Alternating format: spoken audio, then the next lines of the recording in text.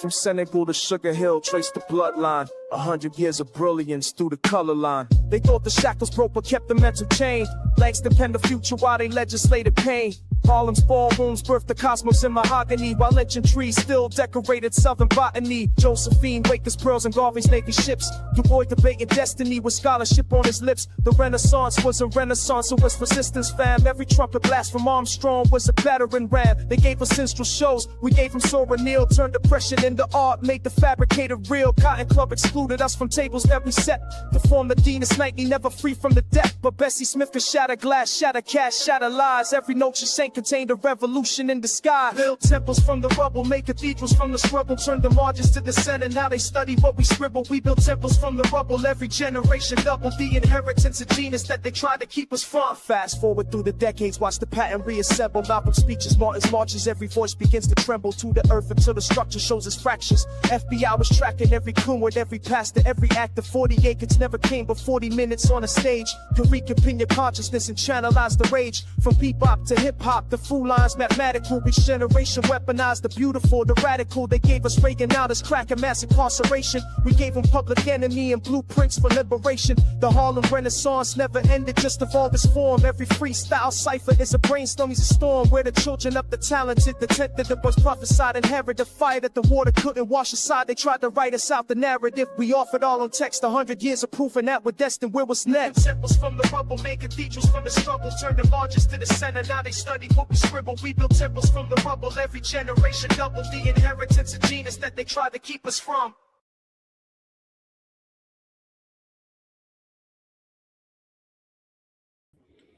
All right. This is, and you are Under the Groove. This is Under the Groove Podcast, man. And we are again. Happy Wednesday to everyone. Touching bases with the people. All right. Let's focus on the focus. This is one of them days, for me, it's a slow day. I appreciate it. I ain't gonna lie. I ain't gonna lie, man. And now and then we should find time to have a slow day. Not a standstill day, but just a slow day, man. Take it slow. Slow motion is better than no motion at all. You know what I mean? That's real spit. But here I am, and there you are. Welcome, everybody. Peace and prosperity. All you brothers and sisters, you kings and queens, gods and goddesses. All right. Peace and prosperity. Be one. That is black first. That is black first, man. And I don't mean it. We got all these labels and titles now, right? I just mean it in terms of the people, the melanated people. Black first. Let's put ourselves first. All right. That's all I mean by that. There's no need to, make it anything more than what I'm expressing it to be. Just us. Let's get us together. Let's love us and do us. And to hell, with everybody else, until we get ours together. That's what this thing calls for. That's what that B1 is about. So, yeah, good to see you up in here, B60M, man. Greetings and salutations to you as well and your family, brother. Again, peace and prosperity. You say greetings and salutations, you, bub, and the RGC B1. Yes, again, let me welcome in the RGC, those individuals who understand that, yeah, it is a royal group congregation. When we come together, man, to chop it up, to have conversation, to communicate, dialogue, debate, and agree to disagree respectfully. All right. That's what this get down is about. This is what we push. All right. So I love it. Everything's above board here. All right. That being said, Queen and Zinga, how's a sister? How is a sister doing today? She say happy hump day to the kings and queens in the Royal Group Congregation B1 all day, every day. That is to get down. That is to get down, B1 first, y'all. Yeah, slow day on this end. And yet, I go through my stuff, I go through content, I go through content, I check stuff out, I spent a lot of time doing that, but today was a slow day, but I did that nonetheless. Ran across a thing or two that I thought was important enough to, just to mention, and I will get to that in due time. All right, Queen and Zinga, she said, all is well. What have you done with your day, sister, if you don't mind me asking? And the same goes for you as well, B60. I'm not going to ask you, how was your day? That's so contrite. It's so common, you know, that's common. We hear that all the time, and it really doesn't get the individual you're asking that question of into this thing, or, you know, this feel or the energy to where they want to discuss what that day was really about. So that's why I asked, what have you done in your day? What have you accomplished today that you're willing to talk about, that you're pleased with, you know? I think that's important. But yeah, for me, hey man, I took it slow. I took it slow, you know. Rakufu. I didn't see you last night, brother, but that's okay. That is okay, all right? You're good to see you up in here right now, though. Good to see you up in here now, man. All right, and I see you dropped your word for the day and everything. You're up and running.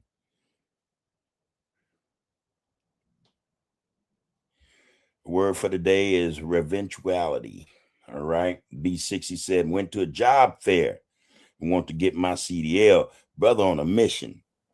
Brother on a mission. I thought about doing that, get my CDLs. Well, let me back up. What is the meaning of that word, brother? Put it in a sentence for us, all right? All right. Put that in a sentence for us. All right. Yeah, but the CDL thing, I thought about it, man. My thing is this though, B60. I don't like you know, just sitting and driving all day. Man, that's something I can't do. I can't do it. Nah. I thought about it, you know, when I first came home, I thought about it. You know, a lot of the loved ones were saying, hey man, CDLs, you know, you know, drive all around, you know, and I mean, as soon as they said it, I thought about it, said, nah, man, I've been sitting for a long time. I get the you know, being on the road aspect of it, going to different states, maybe, probably seeing other locations, but the driving, no. No, I sat too long, man. I didn't want to sit anymore. So, you know, that's what that was for me, you know.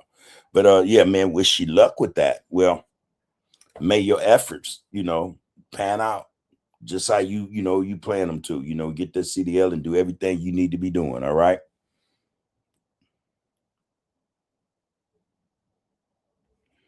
All right, Rakufu said, give me a solid movie or series I'm watching from. Damn, we did. I just watched something. I said I was gonna recommend this dang movie. Ah, damn. Anyway, I watched a movie that was suggested where everybody, we were talking about it the other night, Alice. And I didn't like it.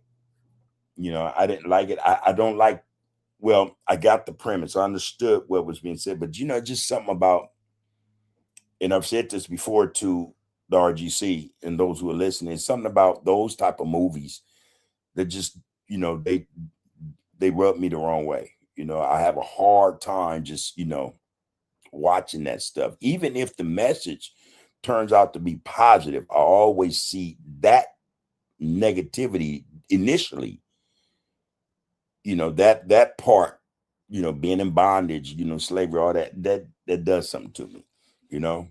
It does something to me. And then the fact of the matter is also that I don't need to see that movie to know, you know, understand, you know, that, yeah, that occurred and it is still happening to this day. You know, it is still, a lot of us do not know to this day that we're still in bondage. You know, that, you know, man, we're still in bondage. But yeah, I watched the whole movie. I did. I didn't like it, but I watched it, you know, because I wanted to be able to come back and say, yeah, I did watch the movie. You know, I had a couple of critiques. You know, Kiki, every time she wanted to be upset crying, I'm like, you know, I'm one of them dudes. You know, I really watch movies and I look for the small things in movies.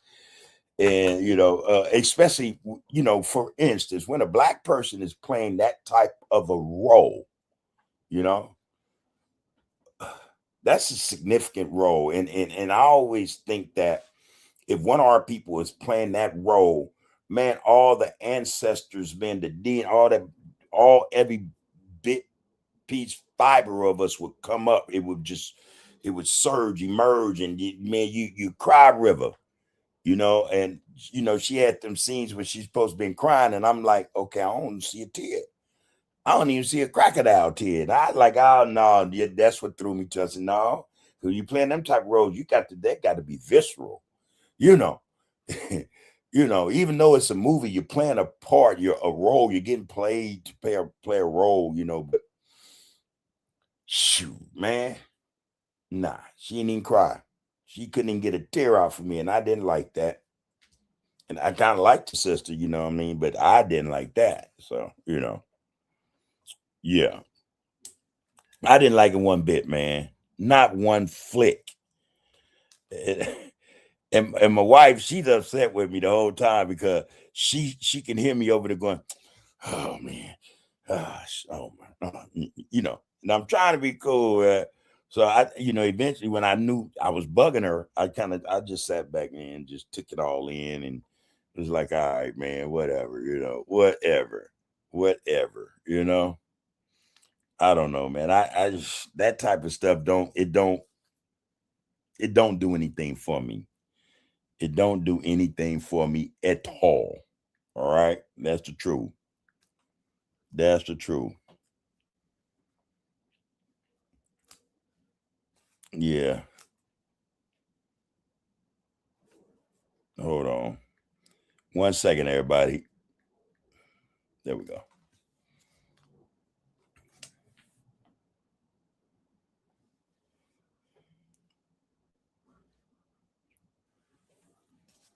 Yeah. So anyway, there that was.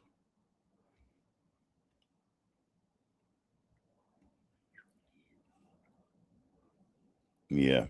Yeah, so I did watch that movie. I had nothing for you right now, though, Raku, for probably before this thing over, something will pop in my head, and we'll get that thing up and running. I'll let you know what it is. All right. I'll give you something. I watched a zombie movie the other night. I thought it was pretty good. It was kind of funny. At the same time, it was, you know, it was okay, you know. And that's one of my favorite zombie movies. I love zombie movies.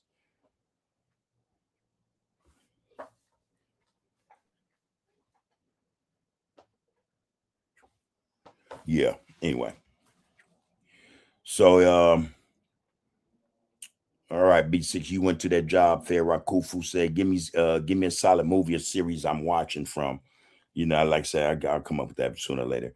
Quinn Zinga said, working and trying to exercise my patience, continuing my growth. That seems to sound like that's an everyday process or thing most of us go through. You know, we have to exercise our patience, you know. I think that's a must. All right, Rakufu said the communities reverentially toward their ancestral traditions reflects not mere admiration.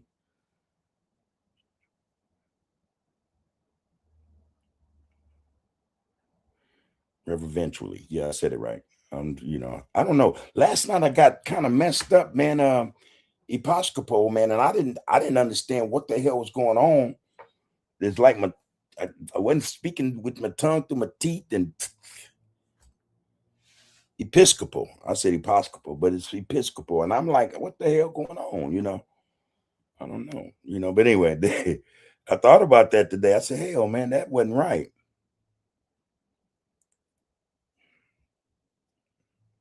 Yeah, so yeah, ancestral traditions reflects not mere admiration. Mhm. It's the nature of, or due to, or characterized by reverence. Reventually. Okay, reverentially. Anyway, all right. Would that be respect also? Reverence? Need to, yeah, that would be, you know, akin to respect, though. All, and as you said, admiration. All right, BC said, yes, sir. Rakufu. Oh, it goes on. I think. Yeah, the community's reverence or reverence. There we go. Oh my God. I don't know what the fuck going on, man. I'm telling you. Reverentially. Anyway. towards the ancestral traditions of reflect not mere admiration, but a deeply embedded recognition of their enduring cultural and metaphysical significance.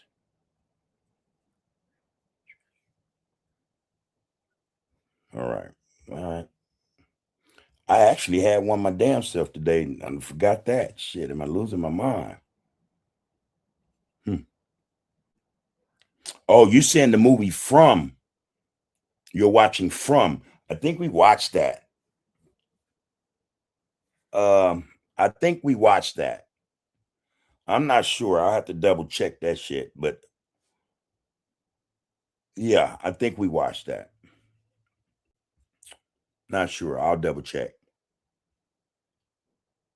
Yeah, and it is a series. My wife, like I say, my wife watches most of all this stuff, if not all of it. You know, so I'm more than sure it's been on the TV. And whether or not I sat there and watched all of it with her, I can't. I'm not even going to exaggerate a lie. I don't recall. You know, because again, some of that stuff she watched, that's for her. That's all. You know, those are her tastes. We have some of the same taste in movies. But sometimes she'll go in and she'll have some on, and I'm like, all right, why you got this on? You know, and her response will be, turn your TV on. All right. Rakufu going to say, anyway, Bub, I recommended a book for you to read by Mulana Karenga called Mod, Profoundly Thought-Provoking. All right, oh, Karenga. You know who that is? You know his history? Oh, Karenga. Oh, Karenga, man. What is that? What is that black holiday week? Kwanzaa? I actually read something in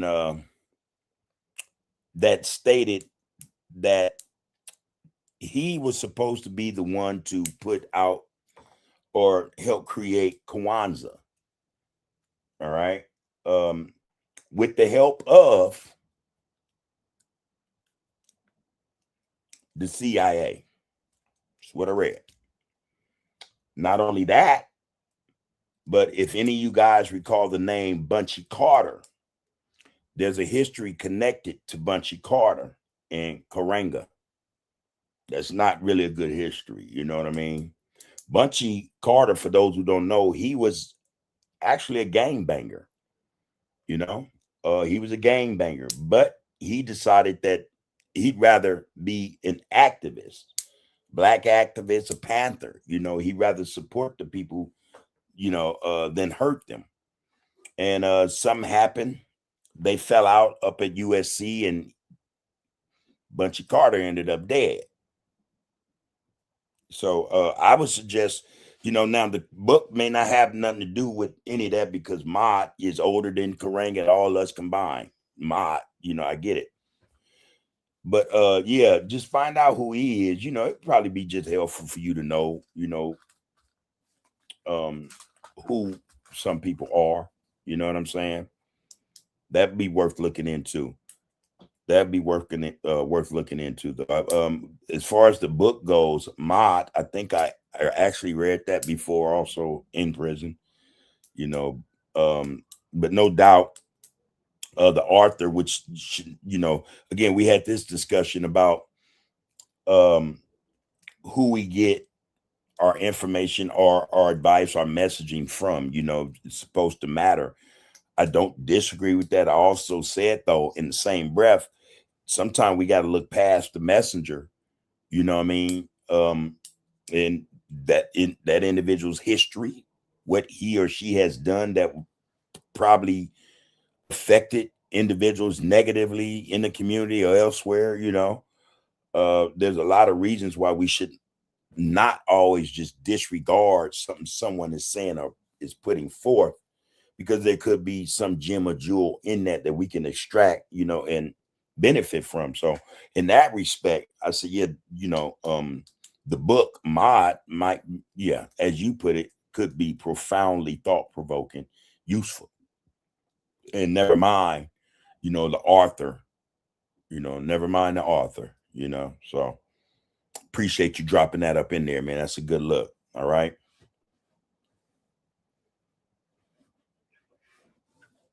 River Wink. What's wrong with me today? Anyway, yeah, appreciate that, bro. Oh, Karenga. Yeah.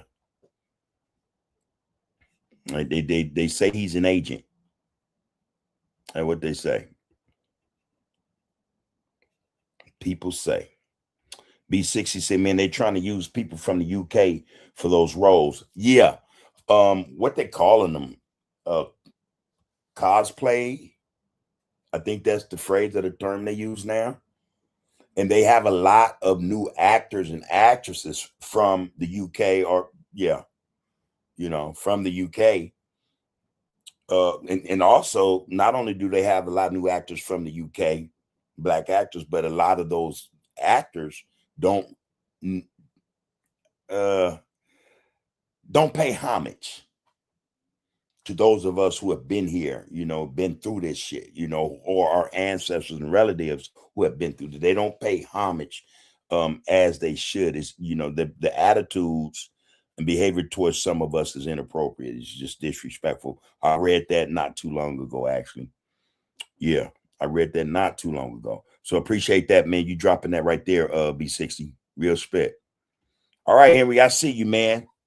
He said, Mr. Bud, peace, brother. One love to the chat. Hope everyone is having a great day. Peace and prosperity to you and your family, bro. May everything you put out there in the atmosphere today, man, went out in positive energy and flow, man, and came back the same way, all right?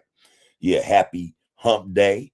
Hey, again, any day above ground, 10 toes down, grand rising, any of that, that's a great day. It's a great day. So even when we do very little, again, my day has been slow motion all day, and yet I'm still grateful for it. I appreciate the fact that I am here. I am here. I can sit up with my wife, man, and listen at her crack jokes on me. She talks about me like I'm a dog. No, I'm playing. But my baby, man, we'll sit outside, man, and we just talk about any old thing, we chill. We talk mostly about our lives, man, and our future, what we're gonna leave. By the time it's all said and done, our family's gonna be secure. It's gonna be okay, And we like to think that goes for others just like us, not just in terms of how they prepare for the future and how they look out for their families, but also, man, how they treat one another, what I mean? That love, that love. So I know for a fact, man, yeah, I'm good, I'm good. And I like to think the same for her, that hey, I'm good. I got the right guy, there they go. All right, let me move on, man. Let me move on. All right, B60, you saying, man, those who don't have the American experience guiding them. Yeah. Yeah. Again, I see a lot of cosplaying, man. Cosplaying, whatever. People acting like, they come from this side of the diaspora or this experience. They're filling roles that actors and actresses here who come from here, whose lineage for the most part is here, or ancestry, they don't get those roles. They're giving those roles to those brothers and sisters coming out of Europe, out of England, the UK, like you said, more than anybody else. So I don't know how that's going to turn out for them.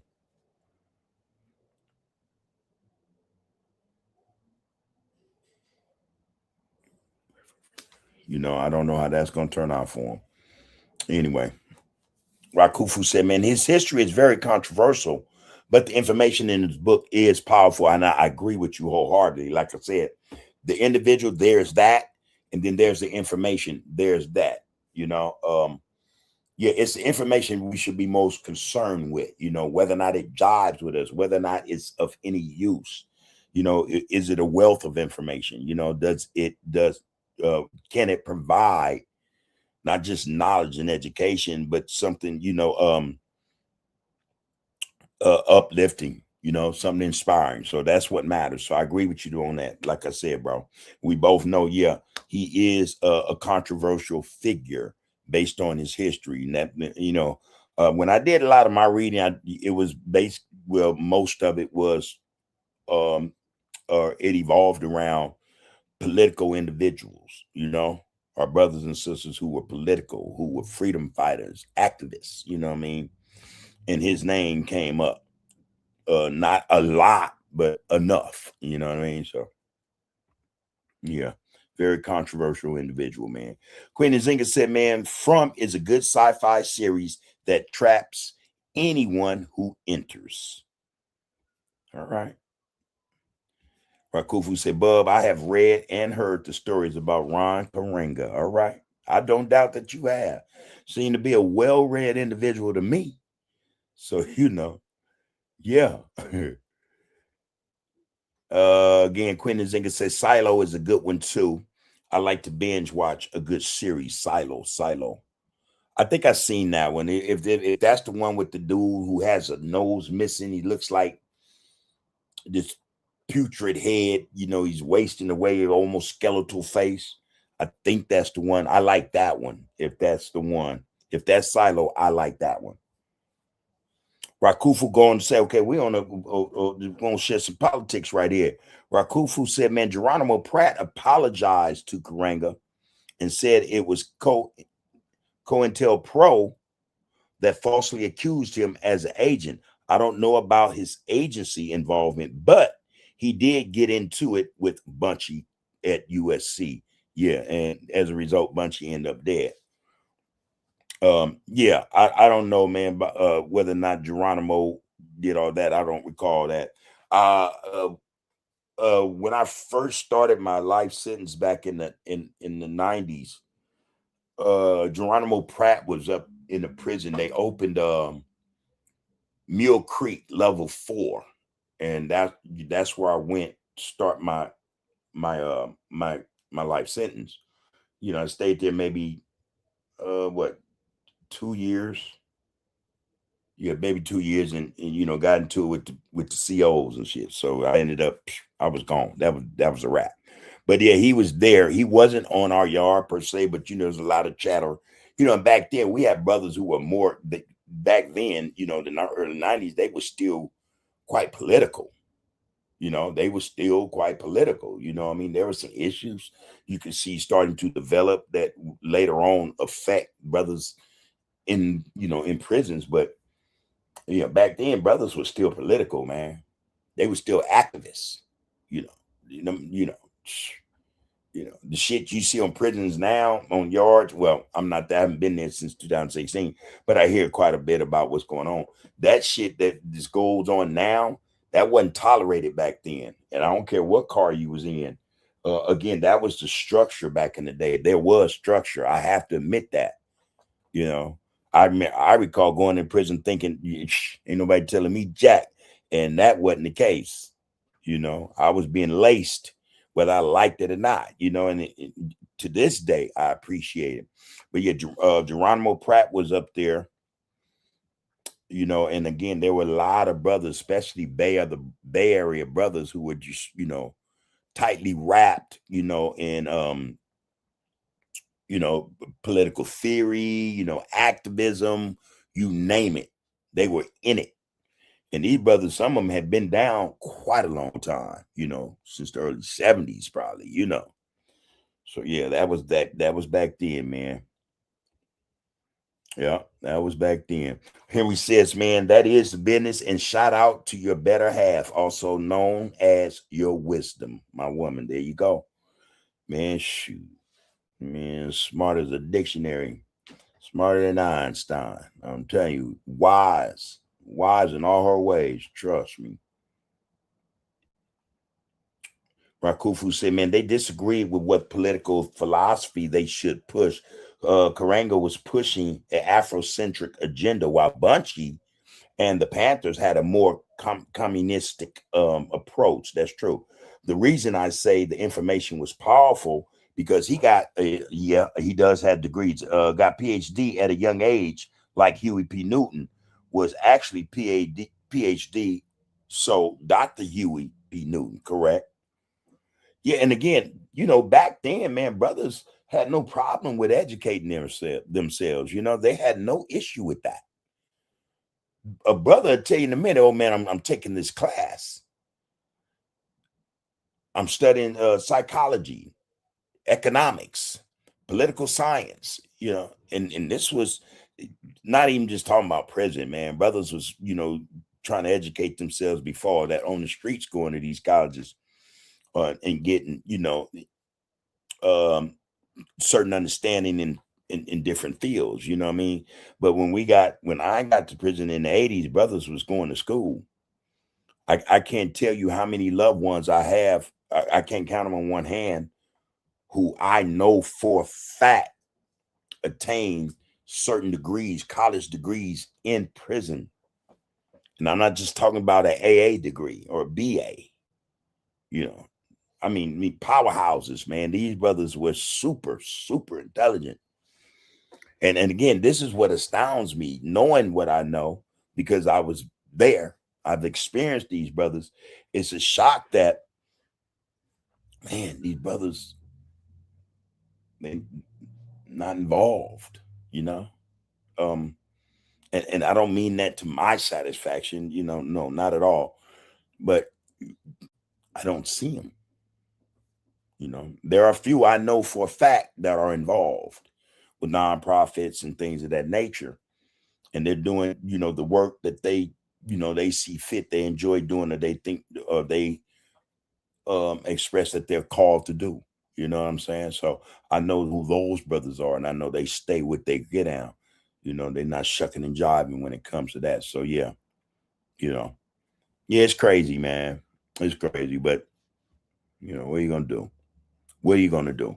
Rakufu, man, what did he say, man? Rakufu said the reason I say the information was powerful because, okay, I read that because he got a PhD at a young age. Okay, got you there.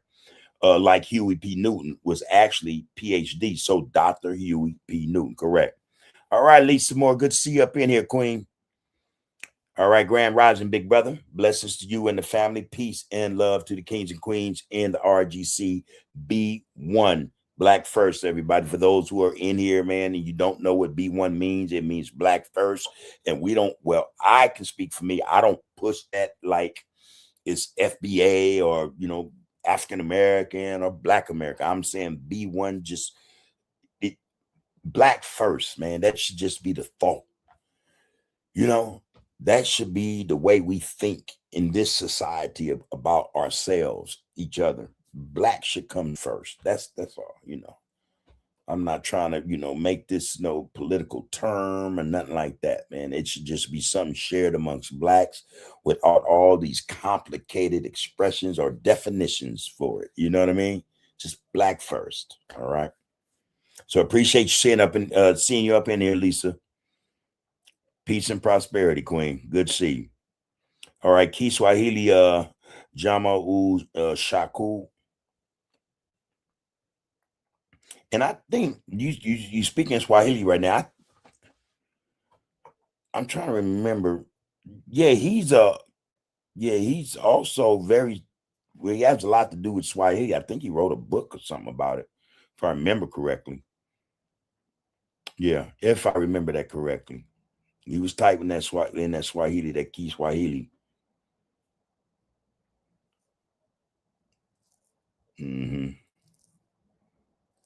Jama. Yeah. Anyway, Rakufu going to say Dr. Amos Wilson, RIP, book Blueprint for Black Power, a must read. A must read. There was a book I was trying to finish before I left. It was called The Black Dot, talking about the pineal gland. But it referred to us, the pineal gland and melanin. I never got a chance to start that book. I've been looking for that book, and from what me and my wife searched for the book, it's not the same book cover that I recall. You know what I mean? So there's some different, I can say renditions or editions, different, publications of it, the Black Dot. I don't think they're the same thing though. I couldn't remember the author's name either. So, I stopped looking for the book because I learned, well, in my research, some of these authors were white. And I was like, nah, that's not a read for me. That's not something, I wouldn't read that. Anyway, a real sister is back. Shalom, shalom, family. And this is her greetings to us. Shalom. Right back to you. Peace and prosperity, you and yours. Good to see you back up in here, sister. I appreciate you, you coming and hanging out again. That's a good look. Now, I started out talking about, my day was chill. Like I say, just slow motion. Again, better than no motion at all, right? So I've been chilling all day. I was on a computer though. I ran across a couple of things, and one in particular stuck with me. It just, in a way, it didn't upset me because I'm understanding that this is what it is in society, especially when we're talking about different ethnicities or demographics when it comes to us. But anyway, has anybody heard about the Houston police police officer being fired because of this racial rant? She went in on one. Anybody hear about that? I actually was looking into that today. I actually done something. I'll drop it tomorrow. But I wanted to talk about that briefly, just in the context of, okay, this could be one of the reasons why a lot of blacks, they fall back when other demographics or other ethnicities have issues with the same government that we've been having issues with. We fall back because we see this type of behavior. It's almost as if their true self comes out. They expose themselves in terms of this race baiting, or this racism. I watched the whole thing. They have a sister down in Houston by the name of Dr. Matthews. She's some part of she's an activist, seem to be more grassroots type of sister. But whatever they got going on down there in Texas, in Houston, they're not playing. They have their stuff together in terms of, holding people accountable. You know what I'm saying? So I watched her today and I thought about it, and the sister's hot as fish grease. A lot of other people are, talking about this issue, and it's very upsetting to a lot of people. Again, for me, it's the understanding I have of people that prevented me from being just, coming out of a bag, you know what I mean? Being all upset, like, hey man, we get what that is, we get what that is. I was just wondering anybody saw that, and if so, what's your opinion on that? It's it seems that a lot of other races, they look for excuses to have an excuse to be tripping, or I don't know, man. I think what a lot of them is just anger, because they expected a lot from us in terms of defending them or going to bat for them or going into something with them, and it didn't pan out like that. So is that a reason, or was that the reason this Mexican police officer down in Texas did what she did? I don't know, but she went deep into it. So it was something actually that she learned. Either she learned it in the house, she had to, but she went into another explanation, well, I can call it an explanation, because she got to talking about how it was in the military for her. She was a Marine, did 4 years in the Marines, and she said that this is, well, the way she said it, that's the culture in there. They talk about brothers and sisters like that in there. And I was like, wait a minute, that, and I got to looking over the internet. I didn't find anything that spoke to that. And I got to say, man, are brothers and sisters in there letting that happen? I don't know, but no doubt we know the military is racist also, come on. I mean, just full-fledged head-on racism in the military. There's no doubt about that. But to that extent where other ethnicities are participating in that like that, I wasn't aware of that. So it was kind of a shock. Again, I went all over the internet trying to find instances where people post, certain things, what I mean, about that, the N word being used, in the Marines, the Army, Navy, Air Force, whatever. I didn't find anything. Maybe I didn't look hard enough. I may have to look again. But if anybody saw that, man, what you think about that? That I thought that was just some foul shit. Excuse my language. On a whole lot of levels. Anyway, that was something that, I said, okay, I wanted to give it some attention, and I will in the morning. It'll be dropping tomorrow. In fact, I did 2 parts on that thing. All right. A real sister say she don't play. She called him out. That would be Dr. Matthews. I like her style. I have to say, a little flashy with the nails and stuff. But hey, she said what she meant, and I trust she means exactly what she says. She, in no uncertain terms, said, hey, that woman will never be a police officer ever again. And I took it as not just in Texas, but in this country. And I said, well, she might have to go back to Mexico to be, a federale of the police over there, because she's done over here. That's the way I took that, because what is it? They have a certain certification or credential. And Dr. Matthews said, we're going to take all that. Not only that, we're going to call in the DOJ. Not only that, but everybody she's ever come in contact with that's black, we got to go and look at all that, make sure they wasn't set up or anything else, rights wasn't violated. And I said, oh, this girl done messed up. You found the right one on the wrong day. It was the wrong day, or you found the right one. In any respect, she FAFO'd. That's a fact. So I think, for her, she might have to go live with her people across the border, because that don't look like that's going to pan out well for her. Not at all. All right, Rakufu said, man, the book you're referring to isn't usually titled The Black Dot as a standalone book. That phrase comes from a concept discussed in a specific work. Okay, hold on. In a specific work, all right?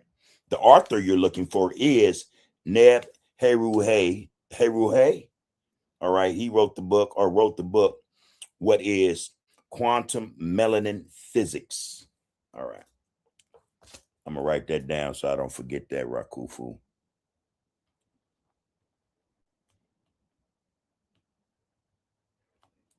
Neb Heruhe. I hope I said that right. And it's called Quantum Melanin Physics.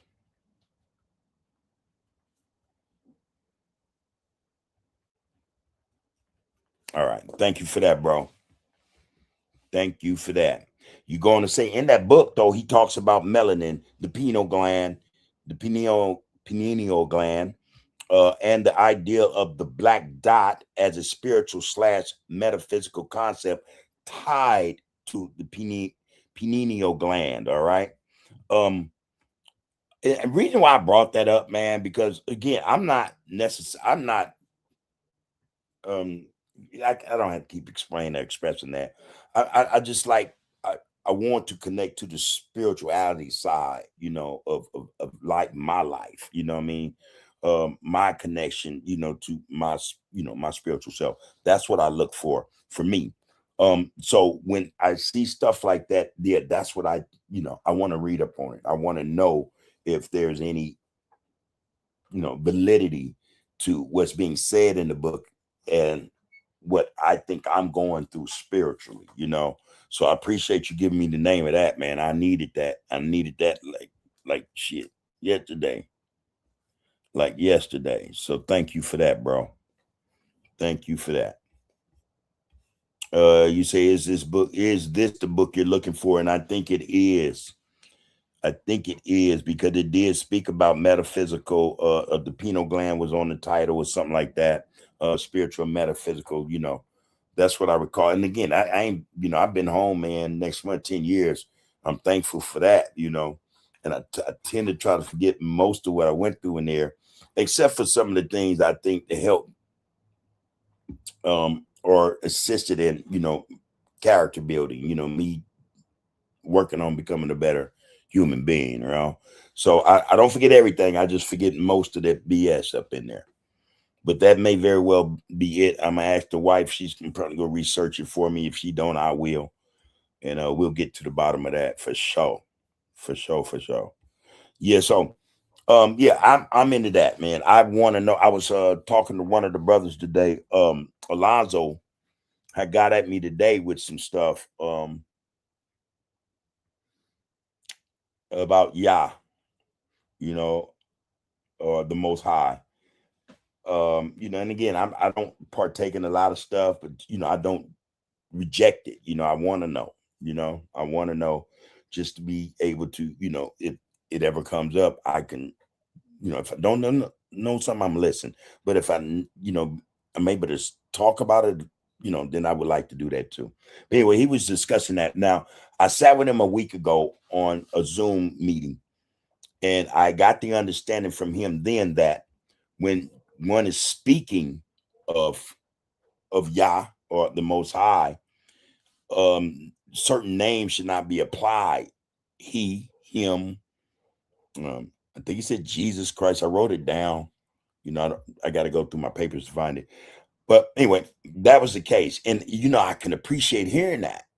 Because if I'm going to latch on to, or if I'm going to trust that there is a God, I don't want to have this or be given this preconceived notion that God is a man and not a woman. How wait a minute, why would that matter? I have issues with that type of stuff, right? So and then in my own thinking, I think that if there is such a thing as God, I think that it has to be a woman.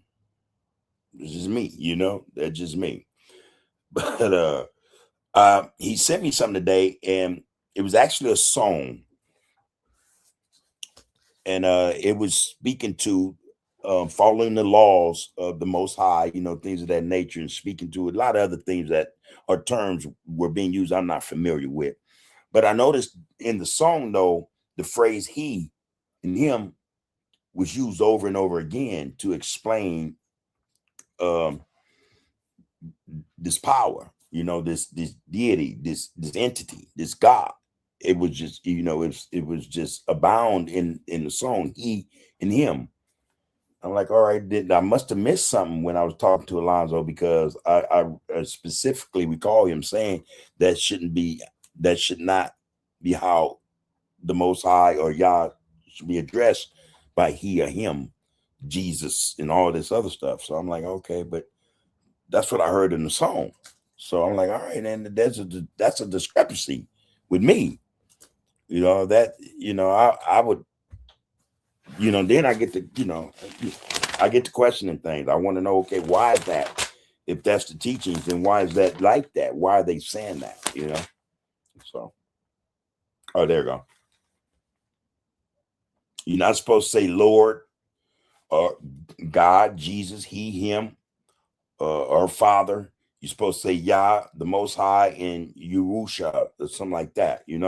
That's what I was told. And again, this is all new to me, because I've my issue has always been to not be involved in that. If I viewed it as, and that would have been, this could probably be where I'm wrong at. If I viewed it as a religion rather than a way of life or direction, certain celestial laws, godly laws that are above those of man, that could have been the problem. That could be the problem. That is the problem. If I view it as such, then I'm not gonna, mess with it too much. But that's why I'm not in it. But anyway, he broke that down for me, and he sent me something today. And it, in terms of what was said, the lyrics were cool. They were spot on. I like it. I actually like song and kept song. But then again, I kept catching those phrases, he and him, things that, those terms. And and I said, wait a minute, man, wasn't supposed to do that, or not supposed to say that. So I wish he'd come in, and when he does, I'll be able to ask him, or maybe Raku or somebody can, break that down for me, if you know what I'm talking about. If I made any sense, if I made any sense. Okay, so a real sister said, did anyone see the story on the governor in Georgia compound being raided. I did. Now, what I didn't do though, real sister, is I didn't get the gist of why they bum rushed the spot. You know. Now, but what it made me think about is all the corruption in politics nowadays. And I mean that, man, it's corruption. These are criminals, man. These are criminals who do not follow the law. You know, now why his compound or the governors, imagine wherever they were, got rushed, I don't know. But it made me reflect on politicians not being subjected to the laws. They commit crimes that a lot of us don't even realize are crimes. They know they're crimes and they get away with this stuff every day. But I did pay attention to that. I said there are a lot of crimes being committed by politicians. You had just two recently, one here in California and the other was, I think, Georgia, or it was one of them states. These guys were predators, and they say those are only two that right now have been caught. They said, man, basically these young staffers are being harassed, and these guys are they're preying on these young girls. One young staffer committed suicide. I think that's why that it even got it came out. But there's a lot of criminality and corruption in politics. I'm tempted right now to see what that governor issue is about. I'm hoping. Real sister, can you say anything about that? That would be helpful. That would be helpful. Raku say, Bub, you missed my comment before this. All right, let me go back, bro. Is this the book? You said, is this the book? I think that's what you said. The black dot as a spiritual or metaphysical concept tied to the pineal gland. Let's say it like that shit. You said, is this the book? And I said, I think that's the book, bro. I read the one about the author. The author you're looking for is Neb Hayruhay. He wrote the book, What is Quantum Melanin Physics? And I did write that down just like you wrote it. Okay. So I don't know what I missed. Okay. It's this one then. In that book, he talks about melanin, the pineal gland, and the idea of the black dot as a spiritual metaphysical concept tied to the pineal gland. All right. I did read that. So I didn't miss anything, bro. Real sister said, did you see the governors? Okay, we didn't see that. I saw it, but I didn't read it. All right. Raku said, man, the comment above about Black Asia, please read that one. Black Asia. I must have passed that up then. Hold on.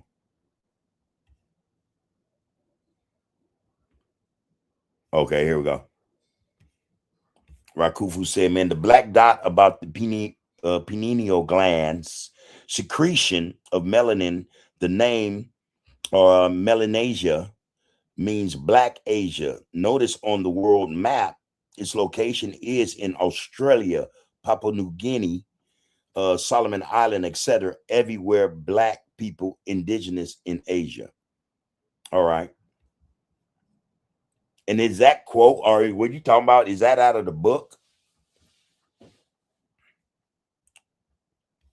And I'm sorry I missed that, bro. I'm sorry. I apologized about that, bro. All right. All right.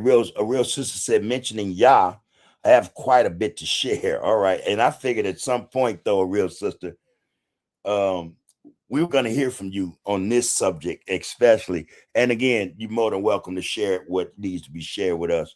This is what we do. So you're more than welcome to do that. All right. But let me read this. You said, mentioning Yah, I have quite a bit to share.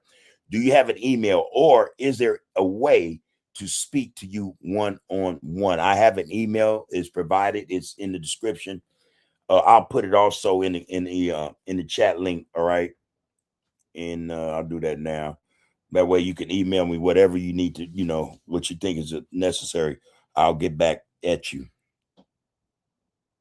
And I do this all the time too. All right, here we go. I'm doing that right now.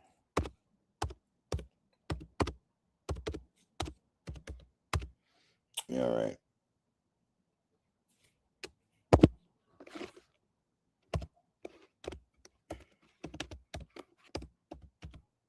All right, there you go. That should get it.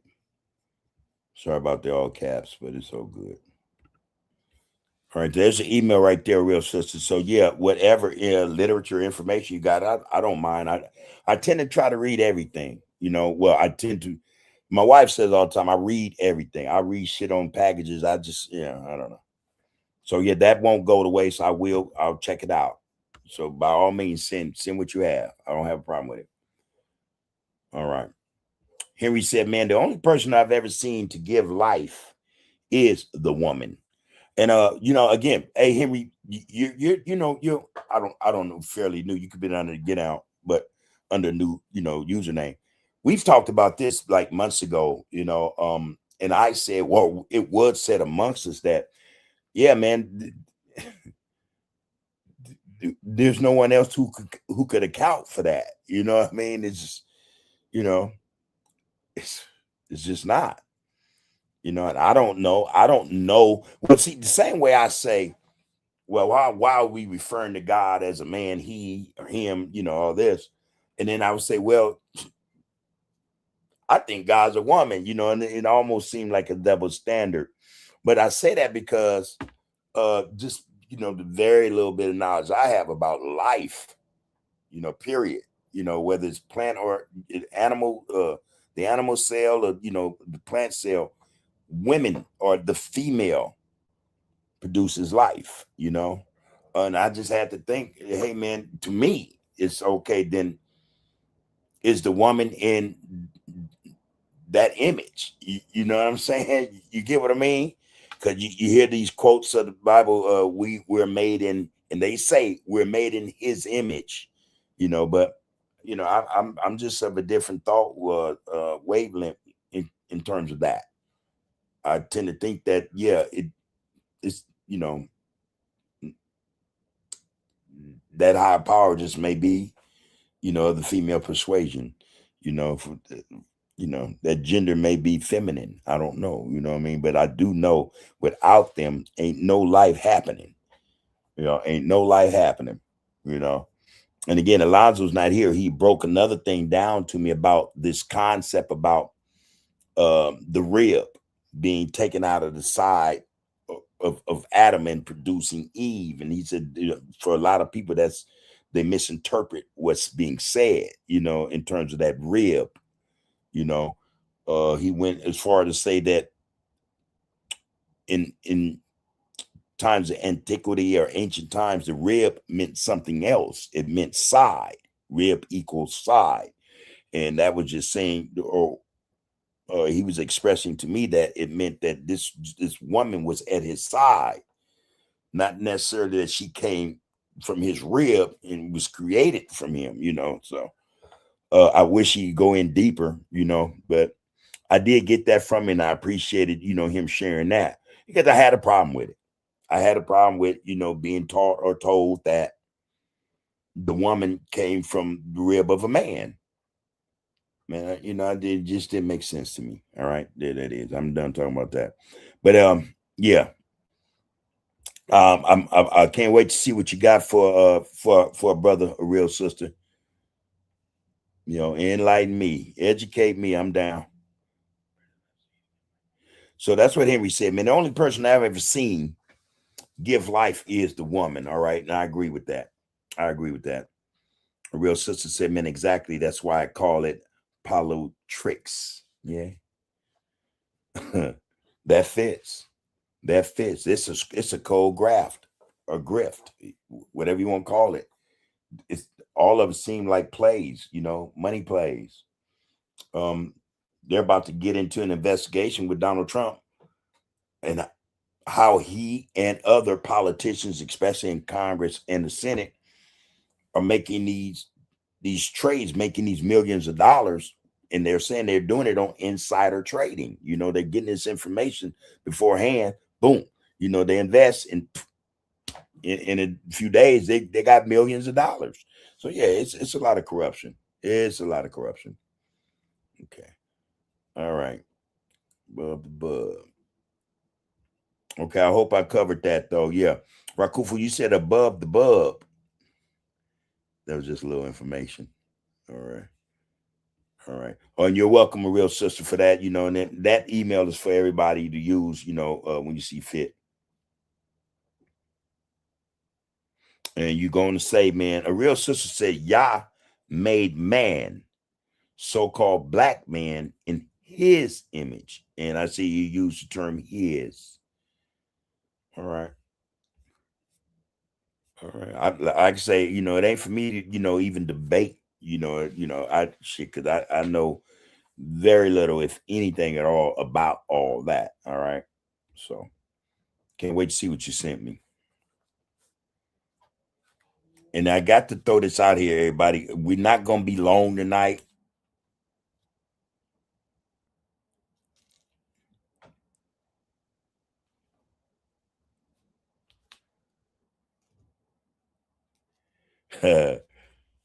When my loved one sent me a text, I laughed. Okay, you know what, bro? It was a good feeling, bud. Got a blueprint for just a great example. No going back. All right, bro. Yeah. Okay, so you're going to say, yeah, Yah made man, so-called black man, in his image. He created man and woman. So, you know, my question oftentimes when I'm talking to people who follow certain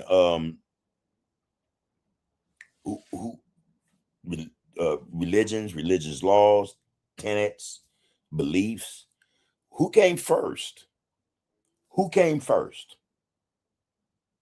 You know, the old question, which came first, the chicken or the egg? But who came first, man or woman? You know, that's always been my question. You know, that's always puzzled me, you know, because again, just being raised in a household, a Christian household to be exact, it was always told to us that Adam was first, you know. And again, even as a child, I didn't, you know, I just found that hard to believe. You know, to me, that was like white people making black people. You know what I'm saying? How is that possible? And then, you know, you get the story of Eve being created from the rib of Adam. And that's how all this went down. Okay. But I still find it hard to digest, you know.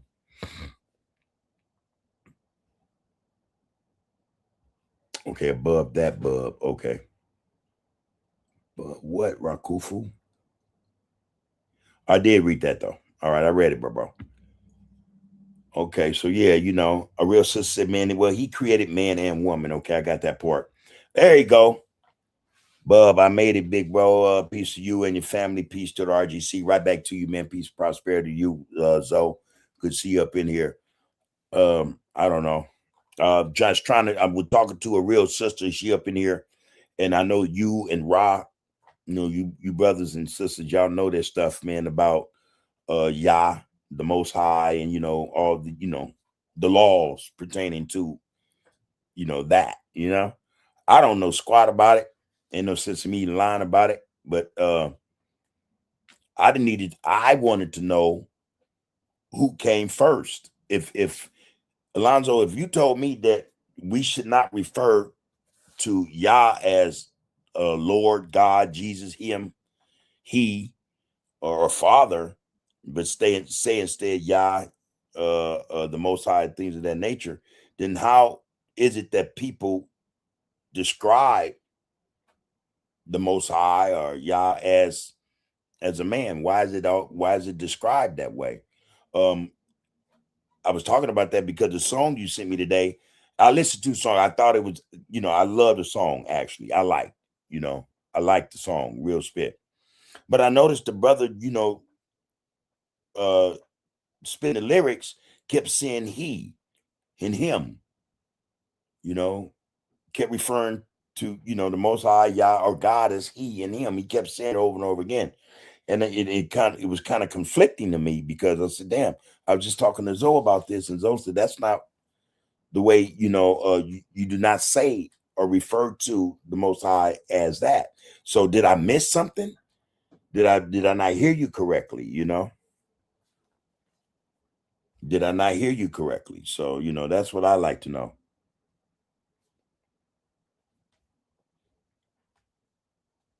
Okay. So, yeah.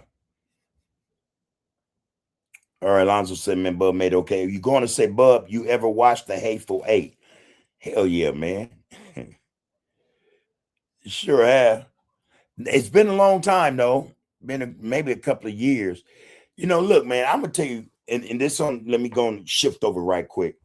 When it comes to movies, I like the type of movies I like, and I might watch that movie, let's say in a 12-month span, maybe 2 times, 3 times. And it bugs my wife.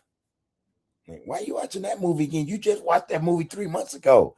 Like, I like the movie, But Hateful Eight is one of the movies I like. I can dig it, I can dig it. Yeah, I can dig it, man. Good movie. B67 salute, brother Lonzo. Lonzo, all right, they came together. Okay, so dualism, they came together, and you meaning the male and female gender. Okay, they came together. All right.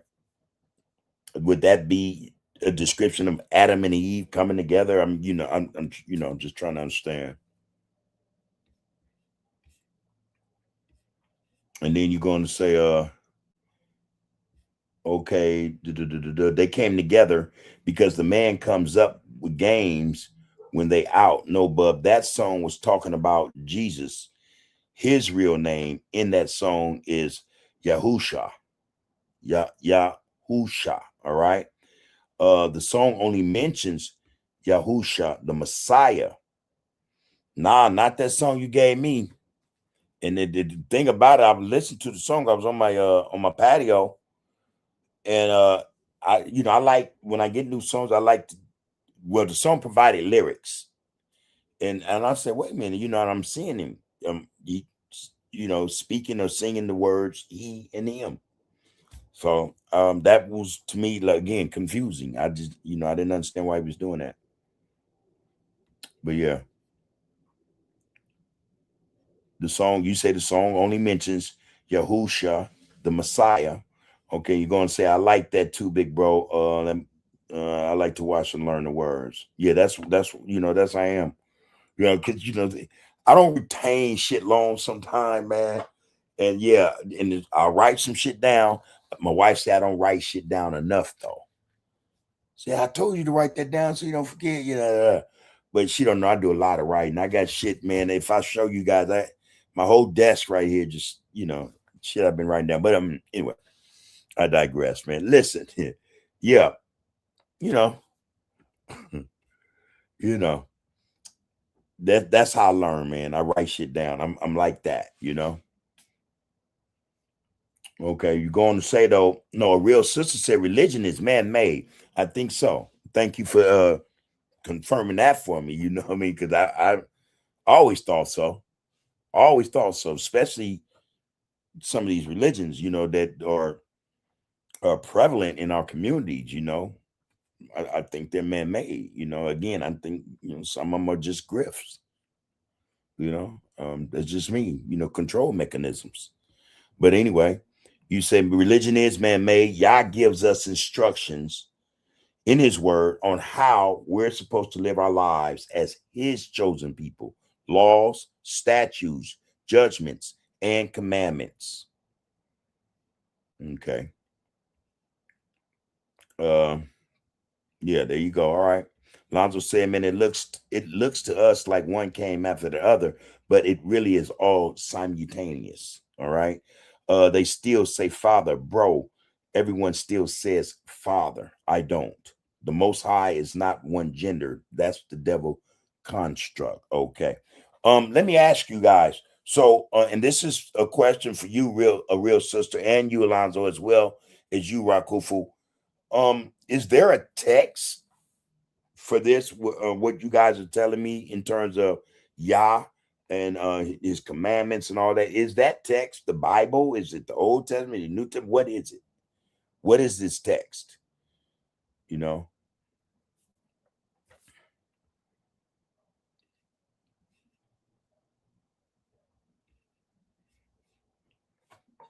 Okay. A real sister state, we've been stripped of our culture, land, name, and identity. No doubt about that. This is why we're in a lot of what we in. Yahuwah. Oh, Yahuwah is all. So all of them. Okay, got you. And again, my question is the Old Testament?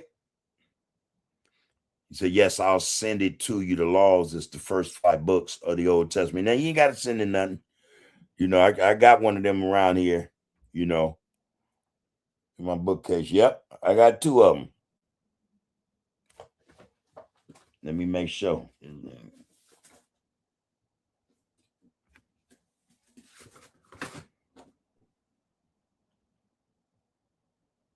Okay, this is the New King James Version.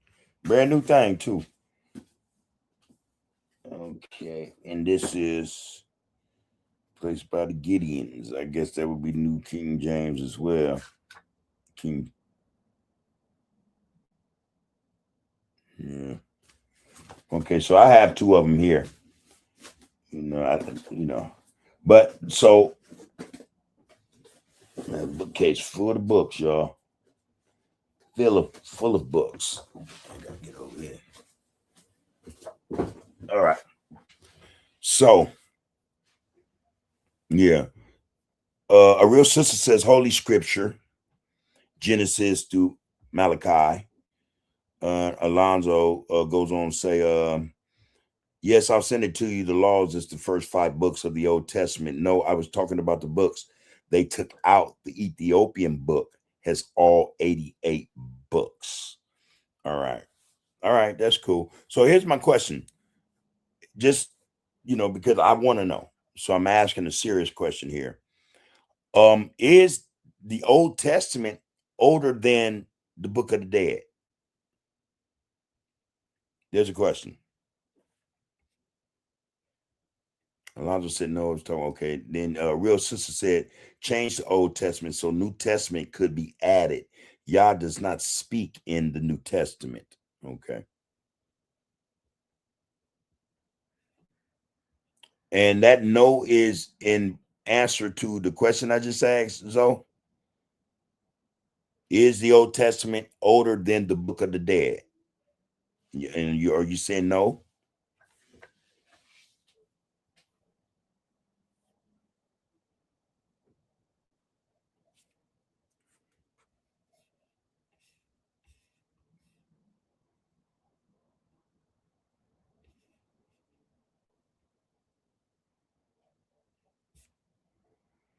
Because I want to know, and if it's not, because I'm not sure, and I'm asking a serious question, if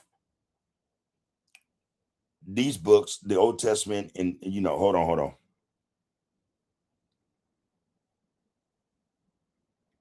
Oh, Queen Nzinga has a question. She said, Yahweh, that's in the Hebrew Bible in question mark. Okay, and so Alonzo says, man, the Book of the Dead is the oldest. The pyramid text even older. Okay, so here's my question to you two, you 3, Rakufu, Zoe, and the Real Sister. What is the source then of the Old Testament? What is the source? I mean, if it's not as old as the pyramid text or the Book of the Dead, what is the source? Where did it come from? And if those books are older, is there any chance that the Old Testament could have extracted, not just not chapters, but scripture,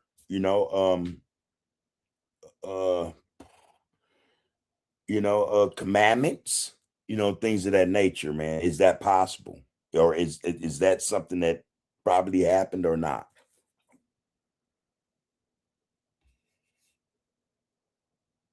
Okay, Lonzo said the Book of the Dead is the oldest. The Book of the Dead is the oldest. The pyramid text even older. Okay. Alonzo says, man, Bub, the pyramids are older than the Bible. Okay. All right. All right. Yep. A real sister said, if say yes, it's the book of life, the Old Testament. You say, I say yes. A real sister said, I say yes, it's the book of life, the Old Testament. So she's saying, I think she's saying yes, that it's older than the book of the dead. Alonzo said, man, the source is they were already calling Yah before Yah gave Moses the laws, big bro. Henry says, and who would want a version of anything? I want the original, not a King James version. Alonzo goes on to say, then the people were praising Yah before Moses got the laws in writing. And be that as it may, Zoe, again, my question, though, is this. If the Old Testament came after the pyramids, and yet the pyramid text existed and the Book of the Dead existed, and I would have to say, if I remember, a very long time, I'm not going to say before the pyramids, but hey, kind of close, right? If that's the case, and we had, or there was, the Book of the Dead and the pyramid text, which gave, like I'm pretty sure the Old Testament does, laws, instructions, commandments, things of that nature, then why is it not the Book of the Dead or the pyramid text studied, followed even, more than the Old Testament or the New Testament or any other, testament or book of instructions, laws, things that, people should live by, whatever the case may be. If that's the case, if the Book of the Dead is older than that, the Old Testament, and the pyramid text is older than the Old Testament, then why are our people not in that, manuscript or in those texts?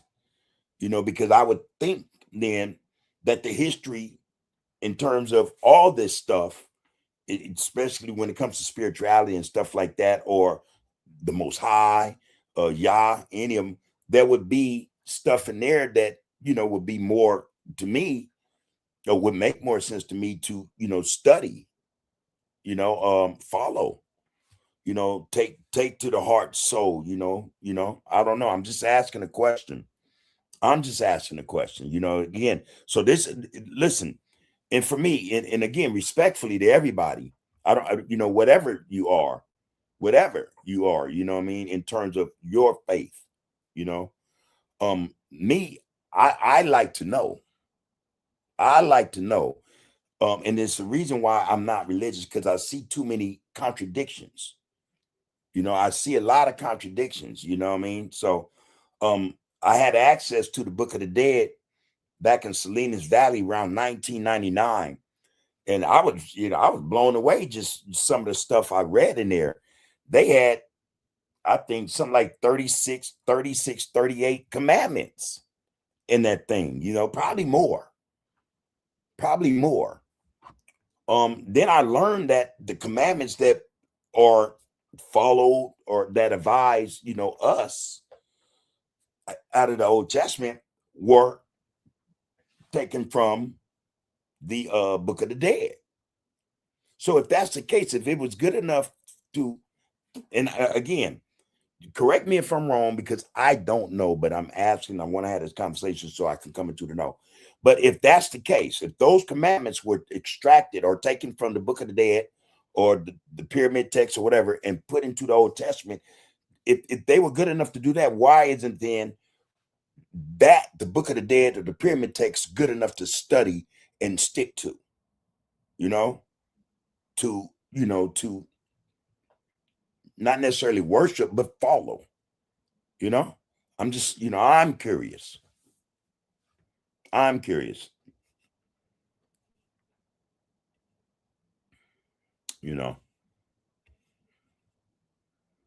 All right. So Alonzo said, man, the people were praising Yah before Moses got the laws in writing. Okay. And yeah, we know supposedly Moses came after the pyramids, you know what I mean? Or at the end of well, I don't know, whether to trust the movies or the Bible. I don't know. But he had something to do with the construction of that and everything. So yeah, Moses got that after the fact. What about before the fact? What was it? Who did our people, what did we adhere to in terms of laws, commandments, things of that nature? What was it that we recognized, we worshiped, followed, or whatever the case may be? Who was it, if there's such a thing, before there was Yah? What name? What you know what I mean?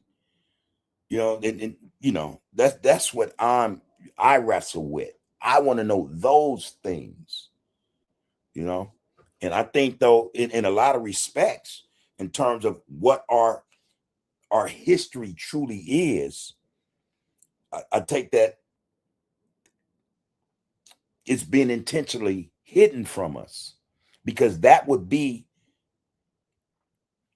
I think, that source that would lead us to our identity, so the history is important in a lot of respects, because without our history, without really knowing what our true history is, we can never reach the point to where we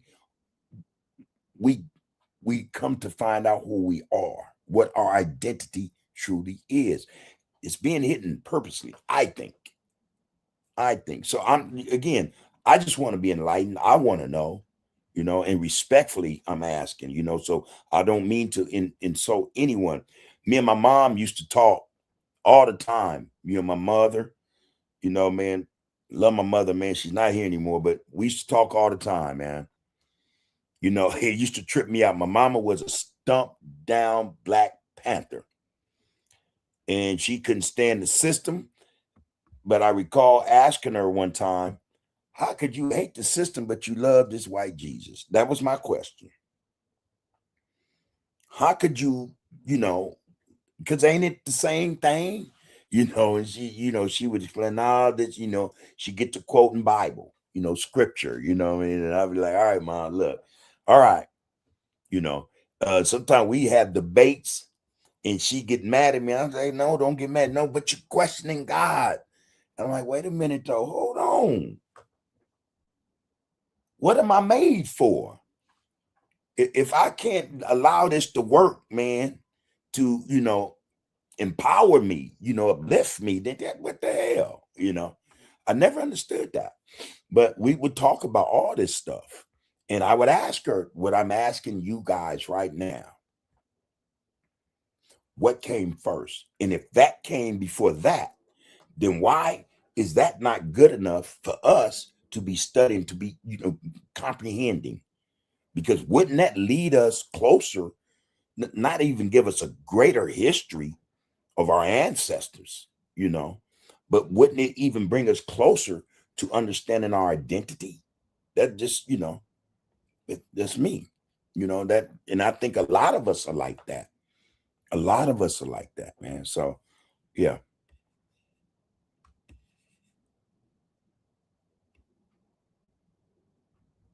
Okay. So let me get back to this right quick, because I just find it interesting, and again, respectfully, no disrespect to no one, you know what I mean? And it's just not the Old Testament, or I don't know if it's even appropriate to call it Christianity. And we all know that story, right? So what is it called also? But that's, that faith, Christianity, all of those faiths that deal in and deal with the Old and New Testament, there's issues there. There are, again, a lot of controversies. Then we have what people Islam, and there's always that debate. Like, wait a minute, man, what's that?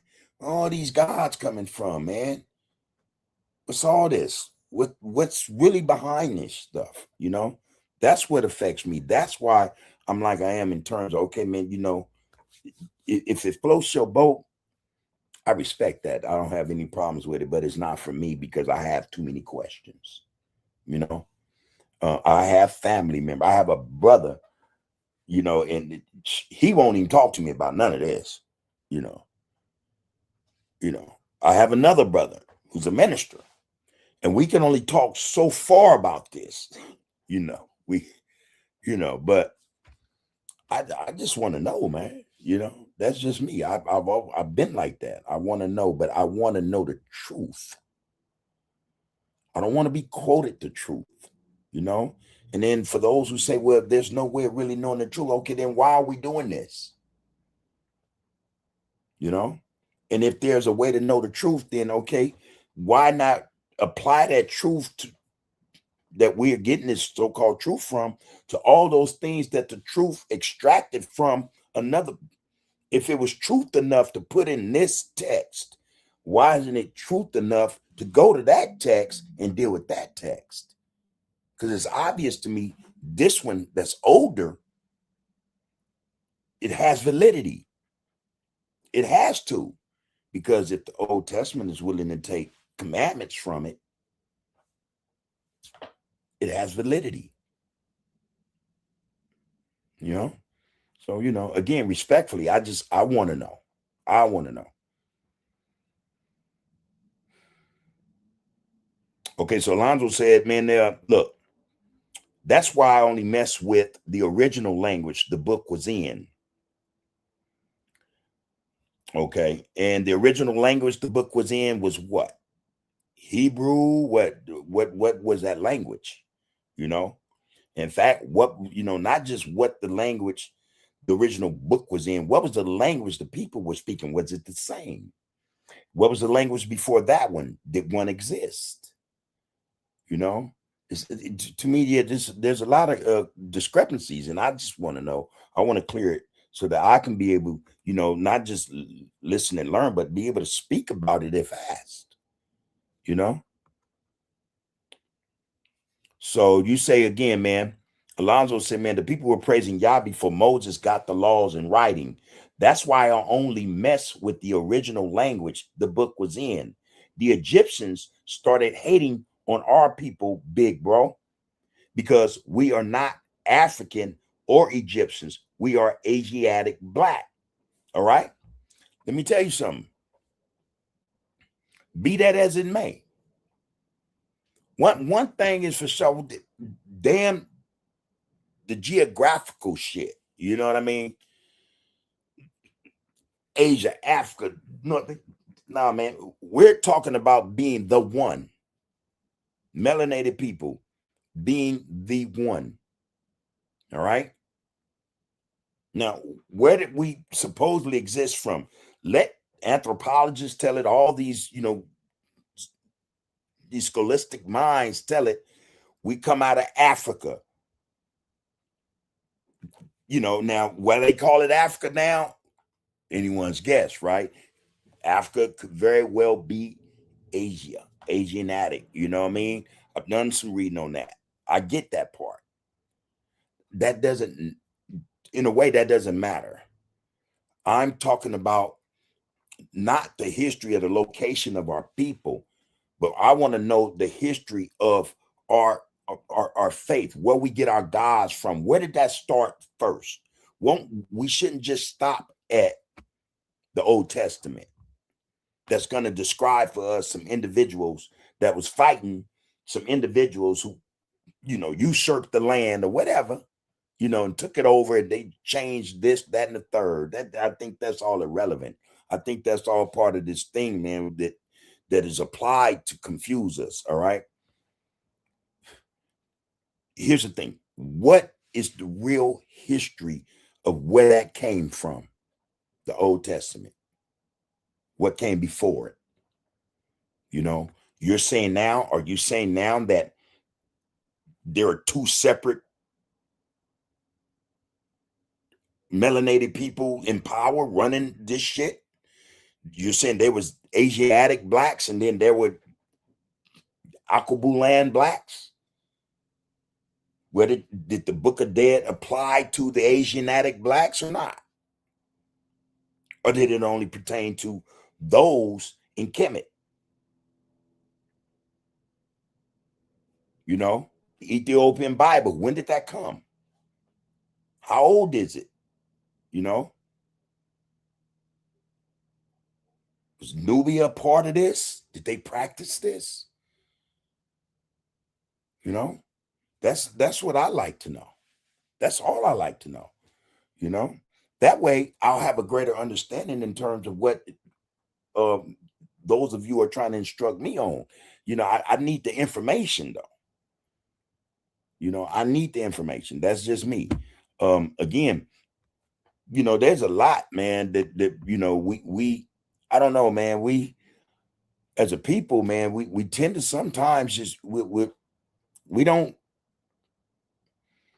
we don't we don't go after the whole thing, man. You know, sometimes as a people, we just go after what satisfies us, you know, what jives with us, you know, and I can be included, you know, in that. I am included in that. But I'm saying in terms of, man, what the history is, for real, what it is, how did it come to be? Where did it come from? That text, you know, because it's obvious something came before it. Now, and again, are you saying there are two? Is it separate? Was them over there only dealing with the Old Testament and them over there were only dealing with the Book of the Dead or the pyramid text? I like to know that. Whether they were all Asiatic or not, that I'm not tripping that. I would like to know the history of these get-downs, man. That's it. That's what I would like to know. I don't know about anyone else. If anyone else feels the same, then yeah, by all means, put it in the comments, put it in chat. I just want to know, you know. And I think, man, me knowing this to not just my benefit, but my people's benefit. Because, hey, man, if it jive with me, I'm going to push it. I'm going to push it, you know.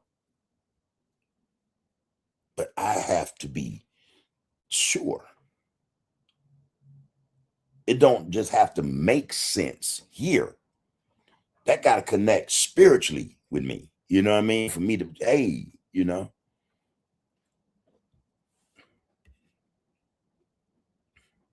Let me go on with some more comments right quick. So you say, man, the Egyptians started hating on our people, big bro, because we are not African or Egyptians. We are Asiatic blacks. All right. Henry says, good question. Soldier Denise said, man, I'm just getting here. So tell me, have we discussed the epic of Gilgamesh or the Enuma Elish? You know, no, we have not. You know, right now we're discussing. Initially, we were discussing, you know, what the terminology for Yah is, or the Most High. Should he be, you know, referred to as he or him? You know, things of this nature, Lord or Father, whatever. And it evolved into, okay, man, the Old Testament, the laws, the rules, the commandments, the statutes, you know, things of that nature. Okay, boom. But where did that come from? Where did that come from? And it's simple to say, well, that came from Yah. But then how did they get it? Who they get it from? That's my question. Who did they get it from? These books, you know, all these books of the Old Testament, some that are missing or whatever. Who did it come from? See, because they're not the very first that y'all had interaction with, supposedly, you know. It's such a thing with, you know, before the Old Testament existed, what did? Something had to, because the Old Testament has extracted, or it from in the Old Testament or commandments from the Book of the Dead.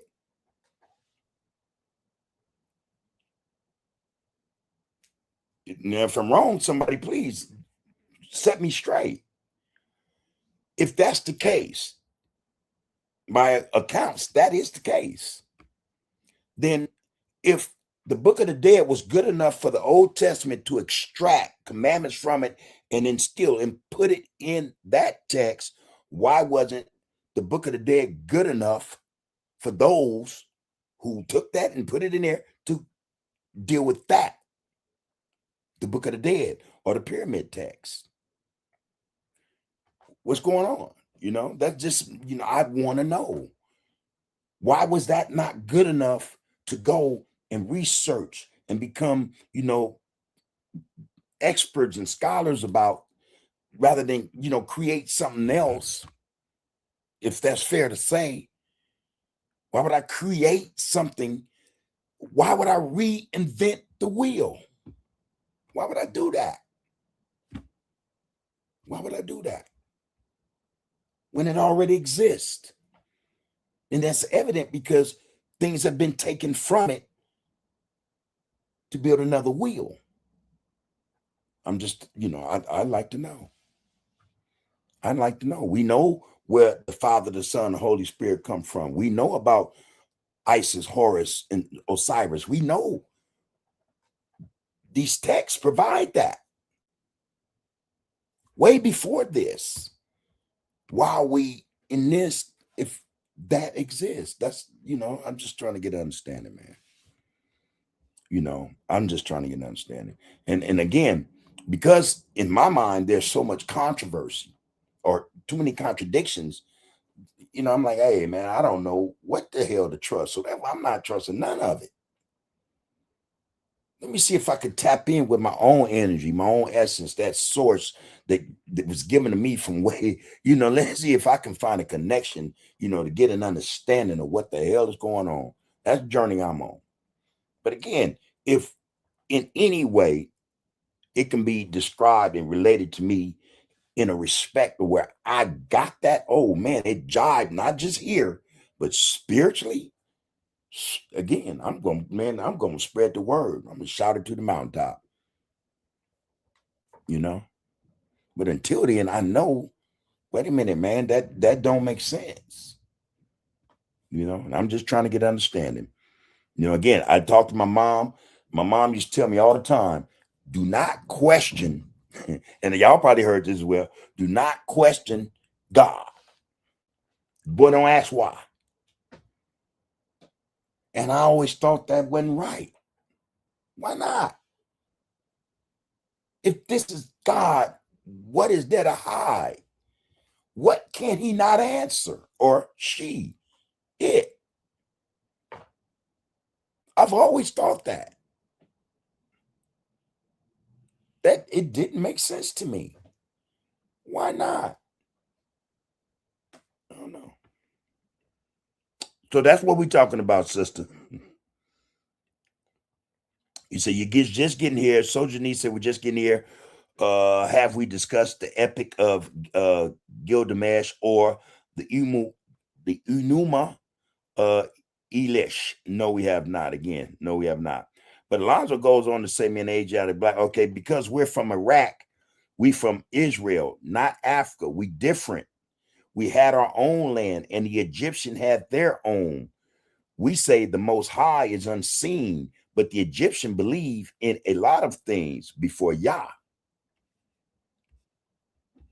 Okay, Alonzo goes on to say, Mast has 46 laws. Mast has 46 laws. Alonzo goes on to say, Maya. All right, because we different people, big bro. That's not our thing. That's why. That's not our thing. That's why. All right. So Janice said both have the same flood story as today's Bibles. Alonzo said, man, bro, Noah is our people. The Bible is only talking about our people and how we got down. The Egyptians had a ton of names for the attributes of the Creator, and our people don't agree with how they get down, big bro. I hope that makes sense. No, not really. I mean, yeah, they decided they wanted to do something different. as opposed to whatever the tradition was. You said, okay, man, they were in this area and they were in that area. We were, I don't know, man. I don't know, man. It sounds confusing to me. It just does. But again, here is something. You're talking about different swains, different get downs, man. You just said that, right? The Egyptians, and again, that would be what you call a misnomer. The Egyptian was something that came after, though. You know the business, right? We know where that come from. We know the culture, where it actually came from. It didn't start there. You agree? It didn't start there. But my point is this, man. If you had these people in these different lands, now we're talking geography again, right? If you had these people in these different lands, you had the Egyptians, so to speak, all right? You had those from Israel, you had all these, these people in supposedly different geographical locations, However, doesn't it strike any of you that then for whatever reason, man, they all talk about some of the same shit?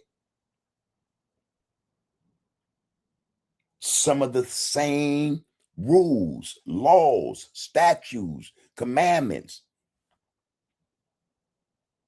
And my question initially was, which came first, man? Which came first? Was it the Old Testament or was it the Book of the Dead or the pyramid text? Which came first? We understood that, or we agreed that Book of the Dead or the pyramid text came before that, right? So how different are we if they from over there, but they'll use something from over here, to construct, to, follow, build, whatever. I don't know, man. I'm just trying to understand it, bro. And again, for me, the issue is there are too many contradictions. There's too much controversy, about this stuff. And I think that's all intentional. It's all intentional.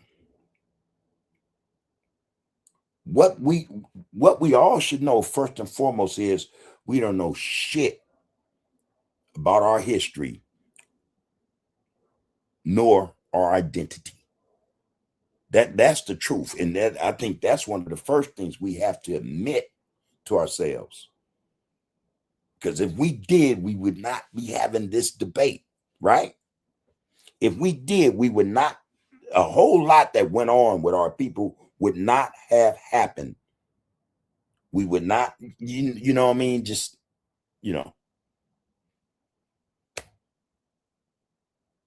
see, when you got history, when you have identity, you have your language, you have your culture, you have all of that shit. You have it, Without it, it's like we're scrambling, to have something. And I said this a little while ago. Some of us tend to just we'll take what we get just to be able to identify, to relate. Or, I don't know, man, and I say this respectfully. I'm not talking to insult anyone or disrespect anyone, period. I'm not, But again, this is just not that. All those religions, all of them came from one source. Can we agree on that? Can we agree on that? And they all end up branching off. Why is that? Was there discontent, dissension, disagreement? Well, okay, you do it that way. I don't want to do it that way. I want to do it this way. I want to call it this rather than that. I want to have symbols, idols. Well, I don't.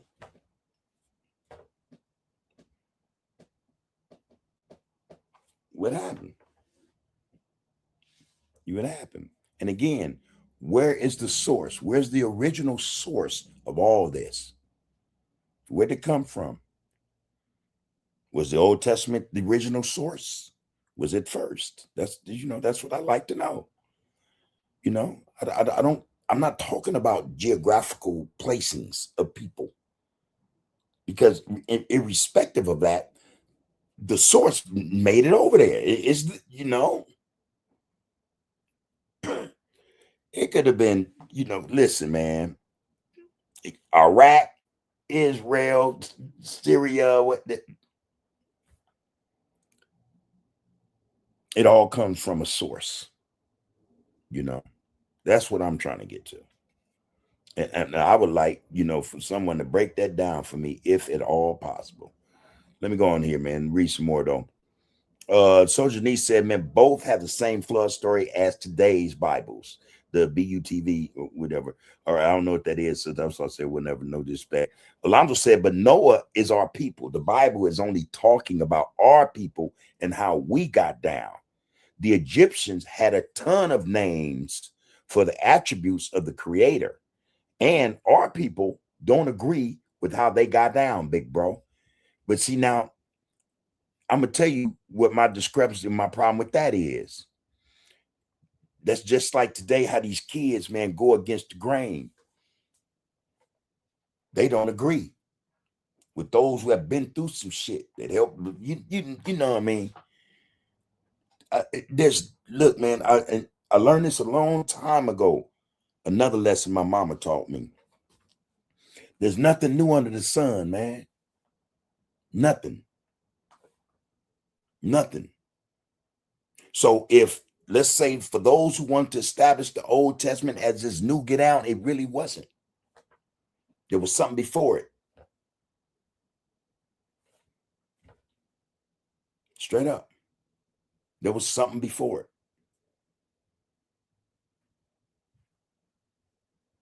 Like there was something before all of us, before we populated this thing. You had to know something existed before we did. So, we were new in the fact that we're new, we're here, but that had already existed. So us wasn't new to that because it already existed. You get it? That makes sense. I'm just saying, bro. There's nothing new under the sun, man. And there has to be a source for everything. There is a source that everything comes from. Everything. All these religions, all this stuff come from one source. And this is what a lot of religions won't acknowledge. Or for those that do say, well, we didn't agree. We didn't get down like them. We didn't like they get down. So we created our own thing. The Crips started. And the Hoover said, well, we don't like this get down. We're gonna be the Hoover Crips. The Blood said the Crips, no, man, we don't want, no, we're gonna be the Bloods. All that shit came from something. Everything comes from something. A son from a mother, a father from a mother. You know what I mean? Everything starts with something. This is no different. And I think it's dangerous to even think like that, Everything has a source. People now want to exclude the source so that whatever it is, and this is especially true in religion, whatever it is they're pushing, that's the source. There's none greater than that one. This is what we see today in a lot of faiths, religions. This is what we see. That one's better than that one. And the truth is all of them come from the same source. Come on, man. All of them. So again, I just want to get comprehension. I want to be able to overstand some shit. I don't want to keep understanding some shit and I ain't getting it. I'm standing under some shit, man, that just, I don't get it. I just, I want to get it. I would like to get it. And I think that, again, whatever that source is, it still exists. It still could be found out. It's just that a lot of us, man, we tend to not want to, we get comfortable. We get comfortable with how things is, how they are. Well, this been going on for so long, so I ain't going to change it. Okay. It's just like you said, amen. They said, our people coming out of Asia Minor, wherever they came from, said, we ain't getting down like that. So guess what? We're going to think outside the box. All right, there you go. But they were in the box until they started to think outside the box, till they got out of it. I'm in that position. I want to think outside the box, man. What's really going on? Been in this mud too long. Been hearing this shit too long. What's really going on? That's what I'm getting to. Well, I'm going to tell you right now, bro, I'm not finna pick up no Bible and start, reading these verses and stuff. I'm not going to do that right now. And I'm going to be honest with you. But I'll read what you're saying,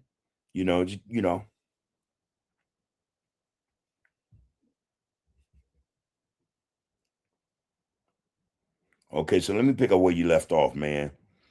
Okay, so Soldier says, man, both have a flood story, okay? Both have a flood story and both predate the Bible by 1,000 years, all right? Both what? We talking about the Book of the Dead, the Pyramid Text, or we talking about the Old Testament? Which I need to know specifically which both you talking about, Soldier. All right, my personal opinion is that the commandments came from Mod, and the flood story came from Mesopotamia myth. All right. Okay, so now my question is this: which is older, Ma'at or the Book of the Dead? Ma'at or the Book of the Dead, the Pyramid Text? Which came first? I'd like to know. Is there an answer to that? Is there an answer to that?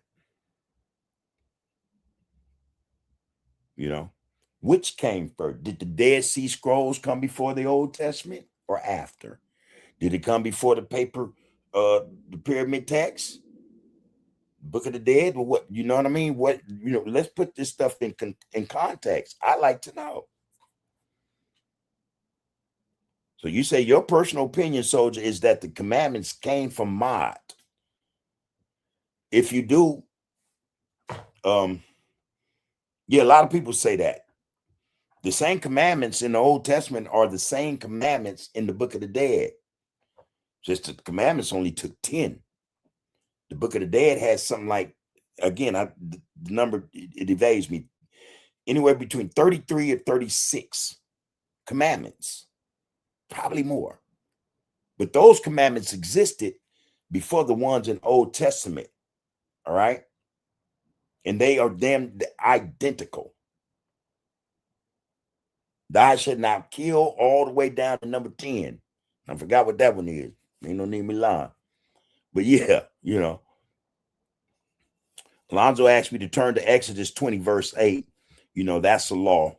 Whatever that is, bro. I'd like to say, but you're going to say, because the Most High says our people should follow what Yah gave to Moses. All right. I'll read that again. You said, because the Most High says our people should follow what Yah gave to Moses. Okay. Real Sister said the only scriptures were gathered by Yah's spirit. He gives knowledge, wisdom, and understanding of his own word. It speaks of the past, present, and future in his word. All right. Again, I'll read that again. The Real Sister wrote, the Holy Scriptures were gathered by Yah's spirit. He gives knowledge, wisdom, and understanding of his word. It speaks of the past, present, and future in his word. Okay. Now, all right. Alonzo says, man, so wait a minute before I move on. So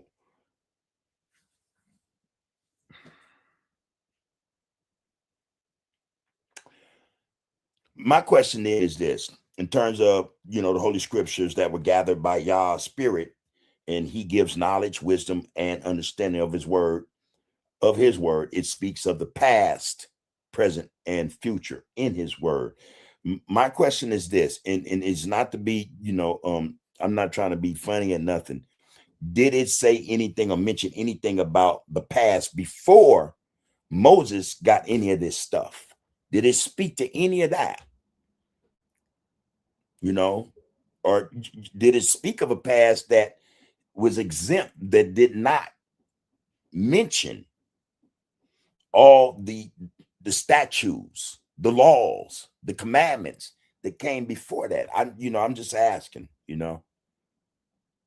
I'm just asking. Alonzo said, Christianity is something the devil made up based on our original book. But see, the book can't be original if it has extracted material and stuff from another source.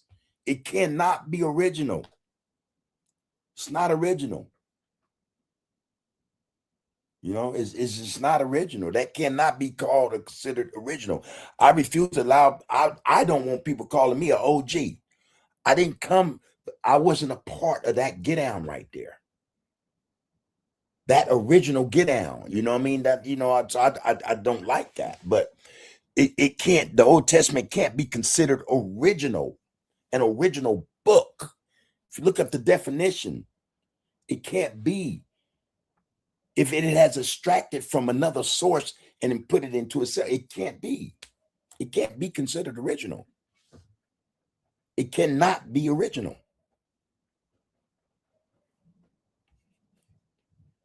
Lonzo said, man, Islam made up based upon our book. Buddhism is from our book. They created religion based off our book. Henry said, brother Bub. Lonzo said, man, I understand what you're saying. Yahuwah said it's a different gears. But listen, and see, that's what I mean too about different aspects of, or not sects of religion, but different faiths, followings, tenets, teachings, religions. It's always, this is what I find wrong with it. One always has to be better than the other one. Hands down, no competition. Your God is fake, mine is real. What you follow is this, and what you follow is that. That's what I see, That's what I get from this stuff. And to me, that's the problem. That's the problem. If the Most High, God, anyone, you think they worried about this shit, man? You know what I mean?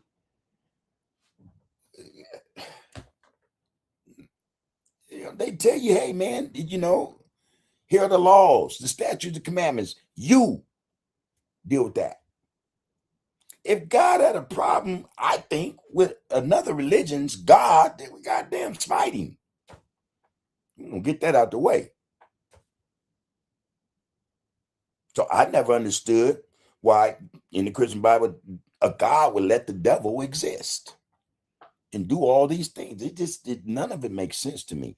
No more than other religions putting down other and talk, well, you come from us. You come from us. And then the main ones be the ones come from some more, another source that they won't speak of. They won't acknowledge. That's a problem. We're supposed to want to know where everything comes from. And it should not seem as though something is being hidden or something can't be explained. That don't make sense to me. It just don't, Again, respectfully, I say this. We know where Buddhism comes from. Hinduism, Christianity is. We know it is. Come on, man. Again, there's nothing new under the sun, fellas. A real sister said Christianity and Islam are man-made religions. Yes. We are Hebrew Israelites, the only nation spoken of in the whole book. All right. So again, I go back to my original question. Excuse me. When we're talking about the Book of the Dead of the Pyramid text, who are they speaking about? Who are they speaking about being the receivers of whatever, blessings and anointings their deity or deities gave them? Again, it's more like a competition. That's what it seems to me. It's a competition.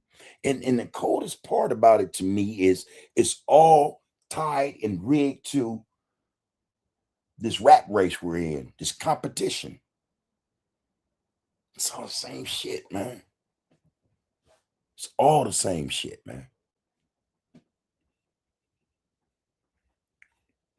Again, respectfully, my opinion. Aside from what we know to be in the Book of the Dead or the Pyramid text and what's in the Old Testament, that again, that could be researched. Alonzo said, man, the Messiah spoke Aramaic and Giz in Hebrew. Okay. Alonzo, you're going to say the Ethiopians saved us when the Babylons took over our land. Yeah. Bub, Saudi Arabia was connected to Egypt. Yeah, man, it was a part of we get all that. Yeah, man. All that, man, before it was Egypt, it was what it was, man. Ethiopia and all that shit ran all that shit. We know this, right? Some of the oldest pyramids actually don't even come out of Egypt. Right? So we're talking about a history, man, that predates what, the Old Testament is talking about. The Old Testament wasn't even a thought. However, something did exist before that, man. That's all I'm trying to say.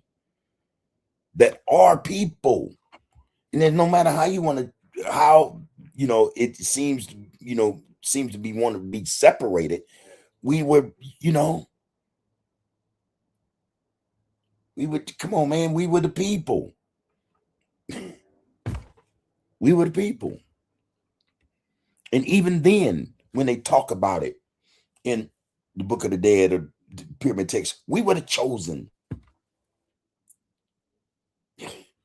Before that one.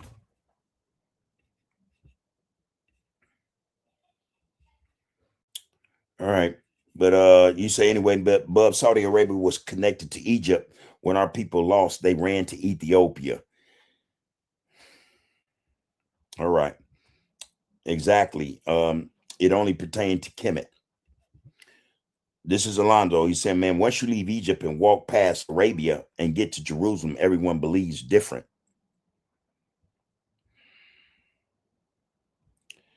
Adam and Noah is before the pyramids.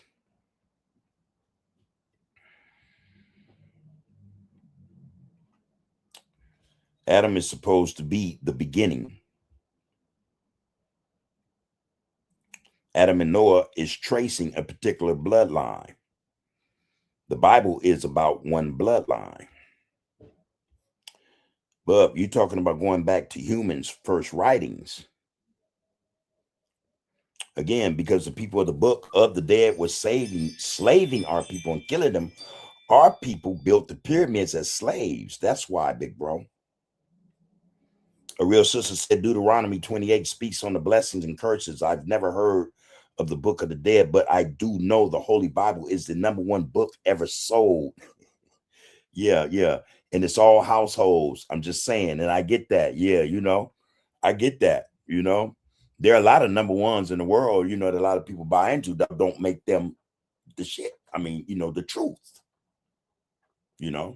Ford says it's the #1 seller on trucks. Chevy might want to contend with that, contest it, You got all kind of, claims that this is the shit, the number one, but that don't make it so. That's just advertising. That's advertisement. That's it.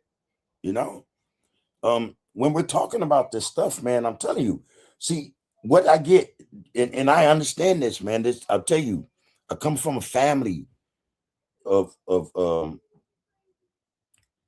worshipers, man, and what I get is when the discussions happen or occur, there's only one source, that most will quote from or speak about, and then I think it's intentional that the sources that could provide more information, because they're older, actually older, they're neglected. They're neglected because again, it's as if we're okay with some certain things. We don't want to get to the crux of shit, the truth. Even again, I say that respectfully. Sometimes we don't want to talk about what came before, what it was before all that, man. Who was there first? What was established? Yeah, the Bible's going to be the number one bestseller. Christianity runs the world and all this wickedness. Some of the best advertisers on the face of the planet. Yeah, of course. Of course. And by the same token, Christianity has been the number one executor of human beings, the number one committers of genocide. Makes them the best. Does that make them the truth? No. It just makes them number one as something, man, that really shouldn't be bragged about. That's how I see it. That's how I see it,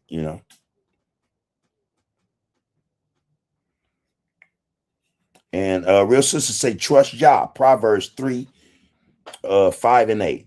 Chris said, man, are you saying some religions or some parts of religion is man-made? Yeah, I think that, of course.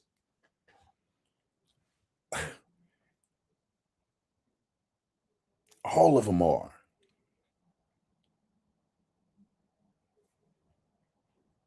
All of them are, man. All of them are.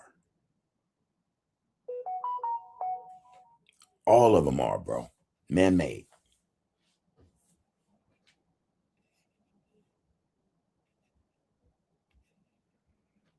See, y'all look, and I get that. I started this conversation by asking, wanting to know if there was a simple truth to something I needed to know, was the truth or not. All right. I asked a simple question: which book came first? That was the question. Which book came first? A real sister says she has no knowledge of the Book of the Dead. Alonzo, does that exist? The pyramid text. Then you have the Old Testament. Which came first? That was my question.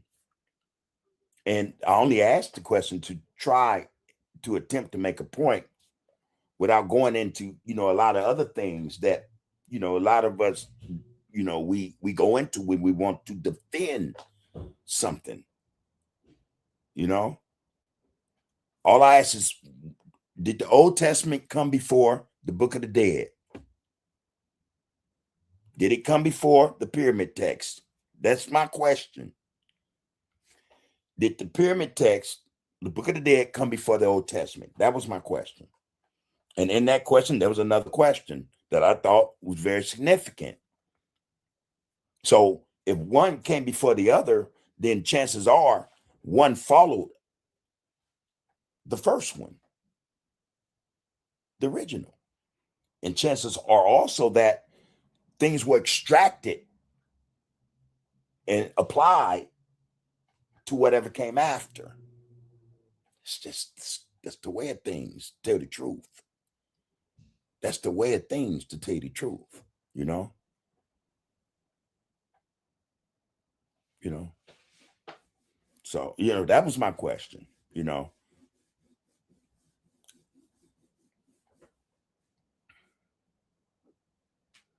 That was my question. And again, respectfully, you know, I wanted to have this conversation, you know, without, you know, I'm not trying to offend nobody. I just like answers, you know, that makes sense, you know?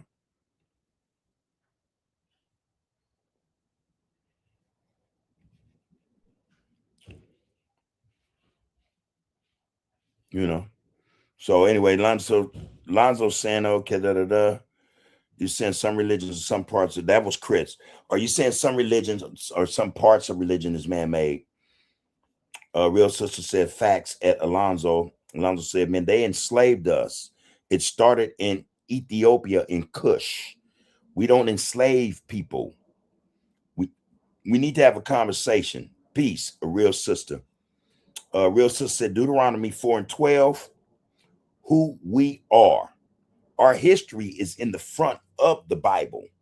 That's why the enemy has our people in the back of the Bible, just like the back of the bus and the employment line. And again, if you listen to,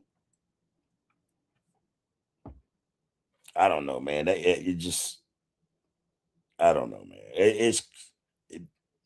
None of a lot of it don't make sense to me. A lot of it don't make sense to me. You know, Genesis and all that stuff. You know, it just it's conflicting. You know, and it's somewhat contradictory. You know, contradictory. And again, I say that respectfully. You know, and I was saying, man, Bub, y'all saw the way people were treating each other. You have to acknowledge that different people get down different. Yeah, it doesn't start like that though. You know what I mean? For the most part, man. So if you have people, you got a culture, you got a certain community, you know, it starts like that. You know what I mean? And yeah, there become discrepancies, you know? Now, as a matter of fact, when those discrepancies take place and people are able to extract themselves from a situation, community, society, or whatever, you know, they're going about their business. Right? But what goes with them? What goes with them? They might leave this group, separate from it. What are they taking with them?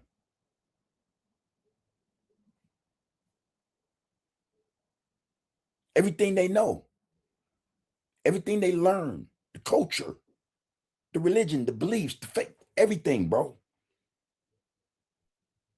That's the only point I'm trying to make, man. That listen, this shit, it all comes from something else. I can separate from you, Alonzo, and go and do my own thing, but I'm going to remember, you know what I mean, things I'm going to take with me, memories, skills, knowledge, wisdom. You get it? That's a natural process. It's what we do. It's what we do. You know? Yeah, they might not have liked how they were being treated. But guess what? When they left, when they separated themselves, guess what went with them? Most of everything they knew when they were with them. Facts, homie. Them is facts, homie.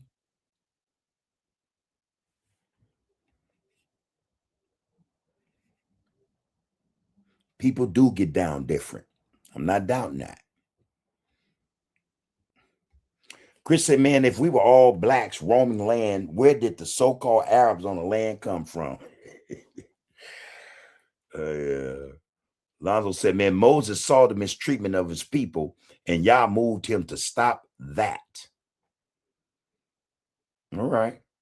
All right. A real sister said Isaiah 3:12 speaks about its children today. Yeah. A real sister said, man, it speaks about I guess saying our children. Yeah. Now I'm gonna tell you something, and that's fine. I get that. Everybody, anybody, and again, I'm saying all I'm saying it respectfully because this is the way my mind works. I'm wired like this. We've all heard of Nostradamus, right? Right? This guy could predict what you know what I mean? Do you think that's so far-fetched to do? You know, to speak about something 1,000 years from now, to speak about something 2,500 years from now, you don't think you can do that? And I'm just saying that for argument's sake, for discussion. So if a manuscript that someone wrote says in it, we're going to talk about the children of God, the chosen ones, 2,000 years from now, is that far-fetched? I don't think that's far-fetched. I don't think that's impossible to do. I think that's very possible for each and every one of us to do it. We could all write an individual manuscript about our people, our family, and lock it away. Usually, what do you think is going to look like in 1,500 years, in 2,000 years, in 3,000, in 5,000, in 10,000? That's not far-fetched. That's not hard to do. It's just not, All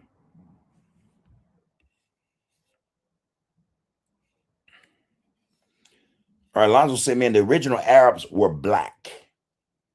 Yep, exactly, bud. All right, Chris said, man, the source is inspiration. Yes.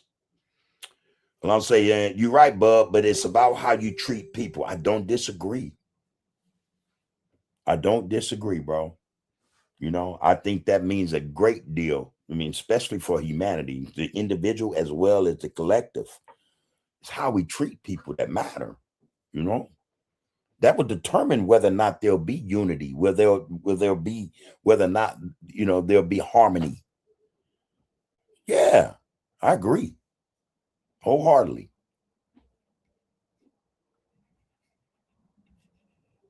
Soldier Denise said, because it would empower us, and they couldn't do that. Lonzo said, man, if your source tells you to treat others not right, don't nobody want that source. That ain't true, though. No. The book says it. Look at Adam, Cain and Abel. Abel and Abel and Cain.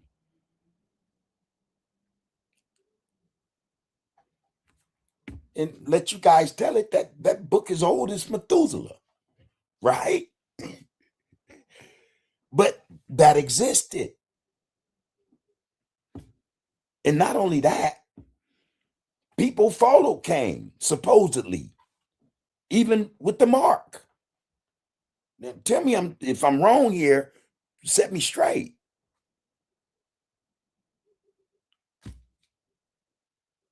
You said if your source tell you to treat others not right, don't nobody want that source.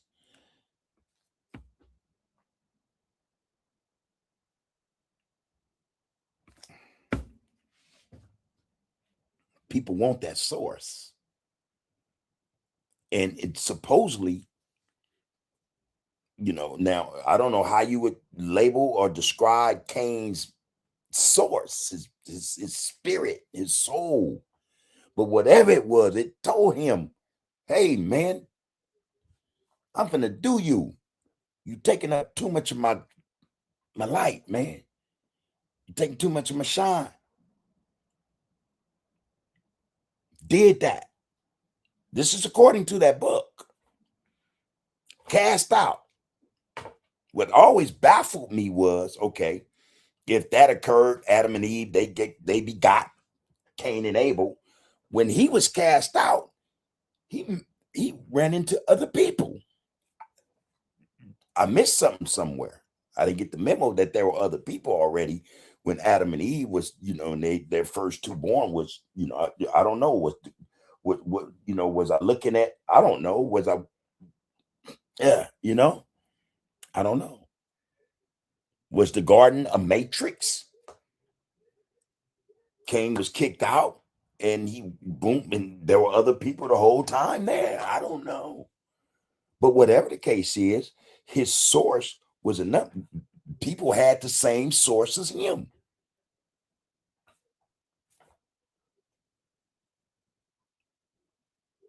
Their sources didn't give a damn about treating people right. That existed. That happened. I just, again, I want clarification because I think it's imperative I have it. I think I would need it. All right, James, I see you up in here, bro. Salute right back to you. A real sister says also, if the world just loved by the 10 commandments, and I think that's Exodus 21-8, read verses when you have time. Praise Yah. All right. And again, I think the 10 commandments, it should be laws that should be followed.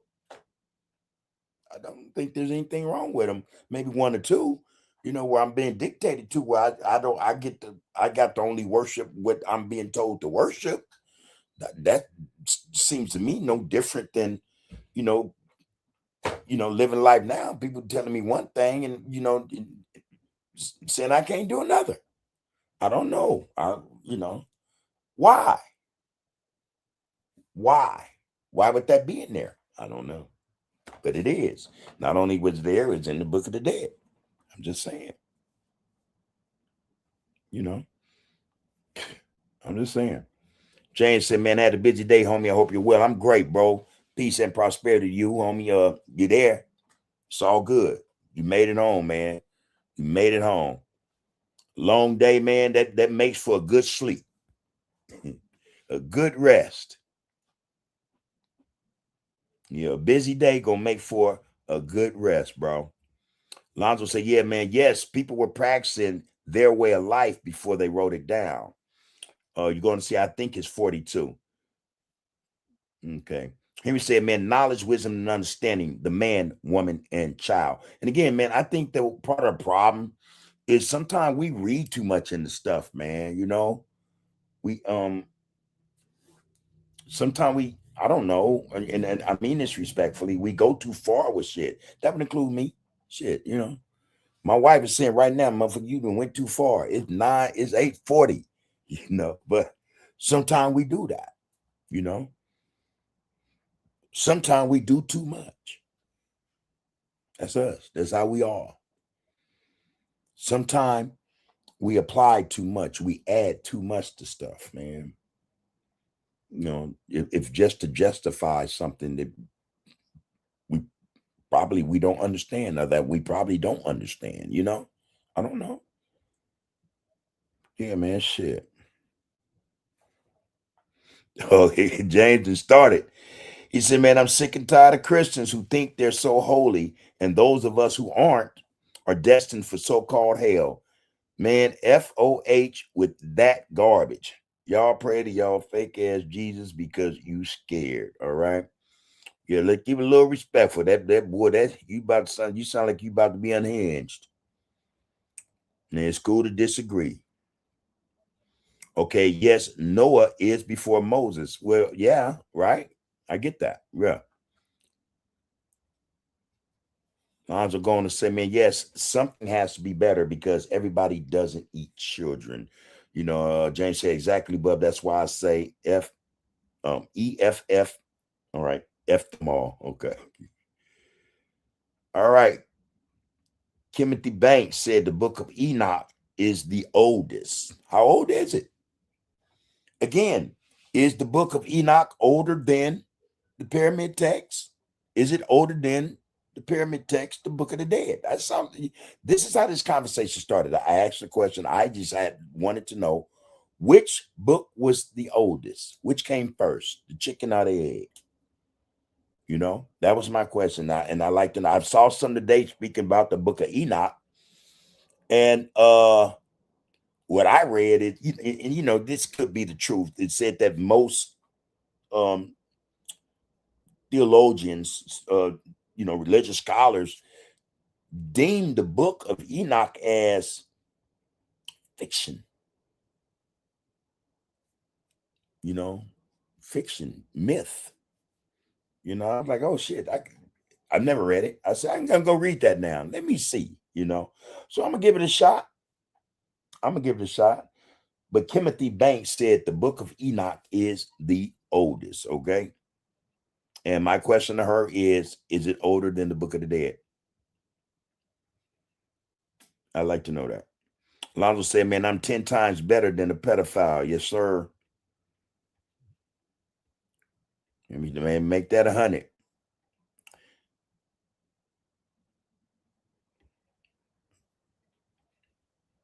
All right, James, slow it down a little bit. You're getting riled up. You know, and I'm not a believer, so to speak. All right. I barely use that word unless I'm talking to somebody else who might get that, and it makes conversation easier. But there was a time I used to, even tolerate the conversations, or I went into the conversations to upset people. You know, I gotten better over the years. You know what I'm saying?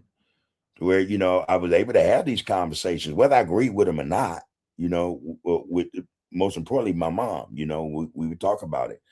Now my oldest brother, you know, I used to like, yeah, I don't want to talk to him because, you know, there's no telling your Christian anything, you know, you can't tell him nothing, you know, but I got over that. Like, wait a minute, man, this is him. This is this kid out.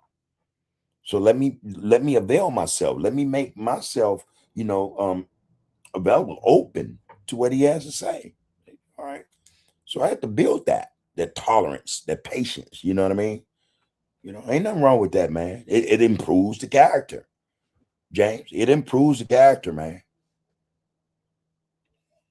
You say the world is full of Bible humpers or Bible thumpers as well, right? Yeah, man. Henry said, man, Brother Bub, you see the Christians and Islams overseas going to war with each other. Yeah, I see it. I'm going to tell you how messed up it is. So those who claim to be Judean, or what the Jews call themselves, the Jewish people, I don't buy that for a minute, that they are them people, the chosen people. That's just a lie and a half. Anyway, the Judaism, those who practice Judaism or whatever, the Zionists, whatever. And the Zionist Christians are right now at work trying to, you know, create conflict. There's already enough conflict between Muslims, right? Sunni and Shia. They're cementing this conflict with them. Either you with us or you with them. And if you with them, we gonna, you know, there's a threat, the coercion, the whole nine. So that thing is liable to get out of hand for it get better. And again, there's a lot at stake there for those fake chosen people. You know, theirs is to have hegemony over the whole area, and that includes parts of Africa, Saudi Arabia, Egypt. You know, all they want that whole region. You know, the only thing stopping them is Iran. You know, so I don't know what powers at work there could stop them cold. You know, But anyway, yeah, that's going on, man. We see what's happening. You know, it's becoming, or it could possibly become another, you know, religious war. And it never really was that with those people, with Arabs or Palestinians. It never really was a religious war with them per se. It was about rights to a land that belonged to them and not somebody else, you know, but the shit got twisted. You have Europeans come in and say, man, this land was promised to us. We're God's chosen. Huh? You know, anyway. But yeah, there that is, man. And again, this is what we see. Man, this shit is nothing new, man. It's nothing new. Nothing new. Timothy Banks said we should take heed and listen to what he wrote. Okay, and again, Timothy Banks said the book of Enoch is oldest. And again, I'll concede that I'm going to read the book of Enoch. Never read it, never had any interest, you know what I mean? But now that I am involved with brothers and sisters who dabble in a little bit of everything, that actually are a part of or trust in the book of Enoch and other books related to it. The Old Testament. Hey man, yeah, I think it would behoove me to read that book. You know what I mean? Because I want to be able to have a conversation with my brothers and sisters, not just be outright ignorant because I ain't took time out to read the damn book.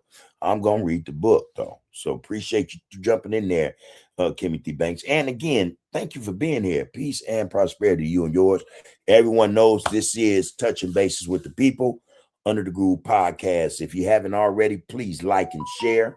And for those of you, also, please subscribe. All right. We appreciate you guys' participation and viewership. Like, share, follow, subscribe. All right. Comment as well to Under the Groove podcast. I got a few more minutes. I just got my text. I'm going to be in trouble in a minute. But yeah, I'm going. Oh, wow. This is a long one tonight, y'all. Yes, I hear you loud and clear, Timothy Banks.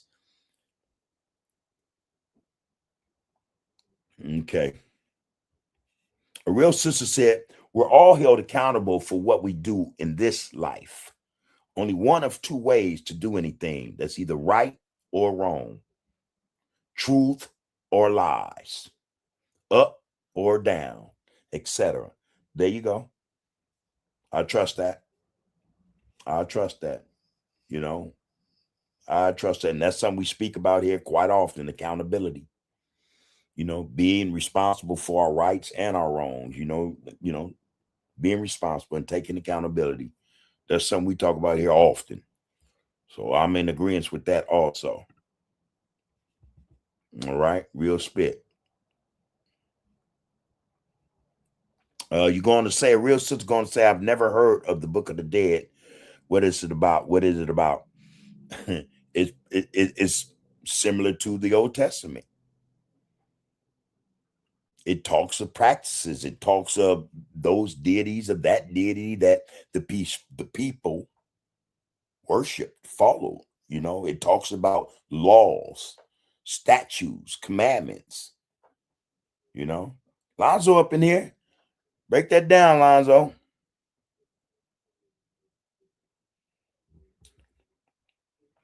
Lonzo say exactly, a real sister. He not understanding it's about how you treat people. If that referring to me, I beg to differ. I get it, and it took me a lot to get to that. But yeah, it is how we treat people. Johnny Sullivan says, man, how are you doing today? All right, we're good. And what have you done today to make your day worth the while, Johnny Sullivan?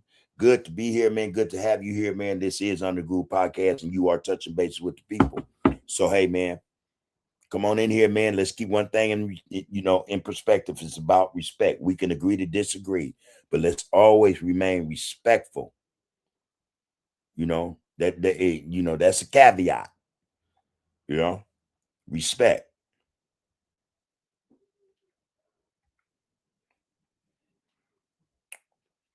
James said, man, to all Christians, stop telling people they're going to hell because we don't choose to be mindless sheep like you. We like to think for ourselves. Henry said, man, they have a documentary on YouTube titled When Black People Ruled All Four Corners of the Earth. I'm going to go watch that one.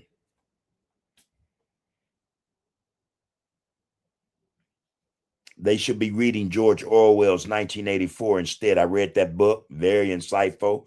That book was wrote in 1924, not like, a lot of the other books that predict things, but that book is spot on. 1984, man. Check that out if y'all get a chance. Yep. Great book. I mean, truth to power in that book right now. Every bit of that book is happening right now. But again, that's not hard to predict, man, if we really think about it. It's just not.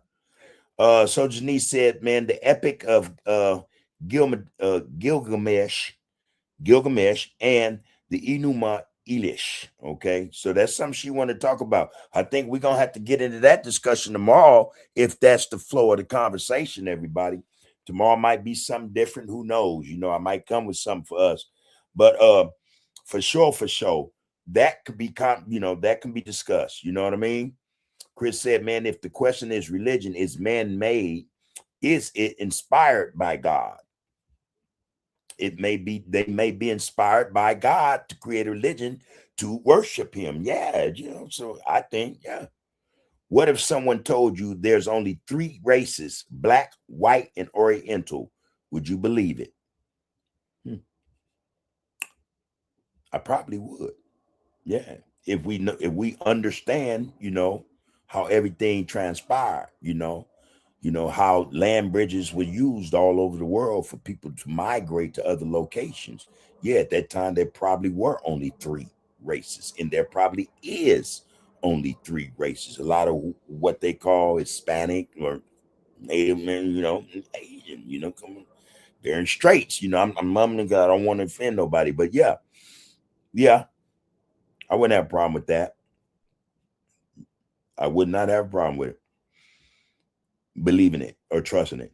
Lisa Moore says, man, religion is designed for separation, period, point blank, y'all.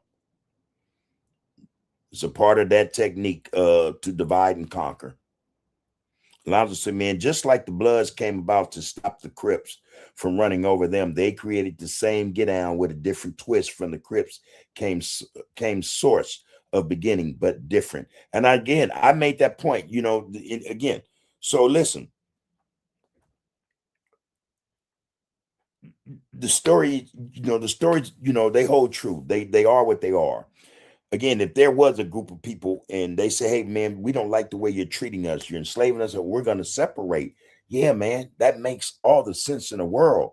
And if that does make sense, if you're quoting or that's being quoted as to what took place, then you also have to admit that when they left with all the knowledge of that culture, man, that community, those people. I don't care what it was, man. If they were there and they learned how to wipe their asses a certain way there, that's what they let. They went over there and wiped their asses the same way.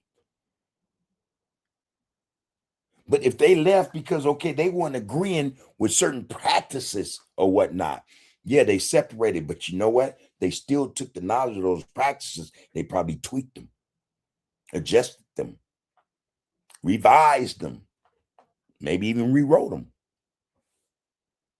Come on, bro. I think that's just the process of things. That's that is what occurs. That's what occurs, man. All right, Sam, we see you, brother. Good to have you here. H-Town in the house as well, man. Y'all already know, man, touching bases with the people, man. And this is Under the Groove Podcast. Please hit that like button, hit that share button. And for those of you coming up in here, Kimothy Banks, that's hard because I'm thinking Timothy Banks, hey, hit that subscribe button, hit that like and share button for us, all right? You came in guns blazing, and that's how we like it here. Drop them comments in the get down, y'all. See you up in here. Alonzo say, man, no, a lot of people can predict. No, a lot of people can predict the future. Yeah, and write it down. Henry said, man, if Adam and Eve were the first 2 people in the world, how come when Cain killed Abel, he told God to please hide me? They are going to kill me. Who is he talking about? They. And again, if you think about it, he was banished, right? Given a mark, or wherever they put the mark on him, or the Most High put the mark on him.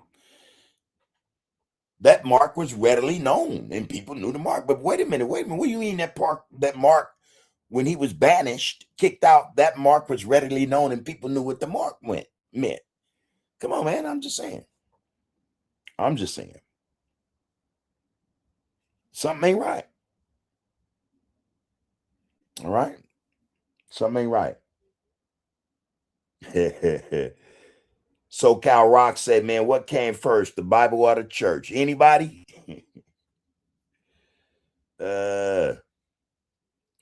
I think that's an easy one. A real sister said, there's nothing new under the sun. These times we're in now is leading to our second Exodus, the children of Israel. And again, we were just talking about this reset. That could be very well possible. That could be exactly what's happening. Who knows, right? And one thing is for sure, those people who are perpetrating fraud, who are imposters, are very worried about that. They're very worried about us waking up. you know, and uh initiating the exodus back. You know what I mean? If that's the location at all, anyway, I don't know. That don't seem like that would be big enough, but it actually is, But anyway, you know, yeah, they're worried about that. Those usurpers, imposters, they are worried about it. And this is why we see a lot of what we see in our communities. A lot of these distractions, these things are manufactured by them more than we know. They are manufactured by them. All this stuff, y'all, All right.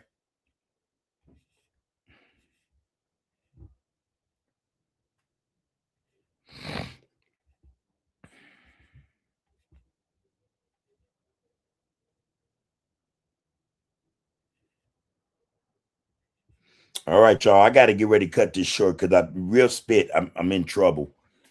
It's all good. She understands though, you know what I mean? Timothy Banks said, yes, it is the beginning. Enoch was Methuselah's father. Yeah, man. So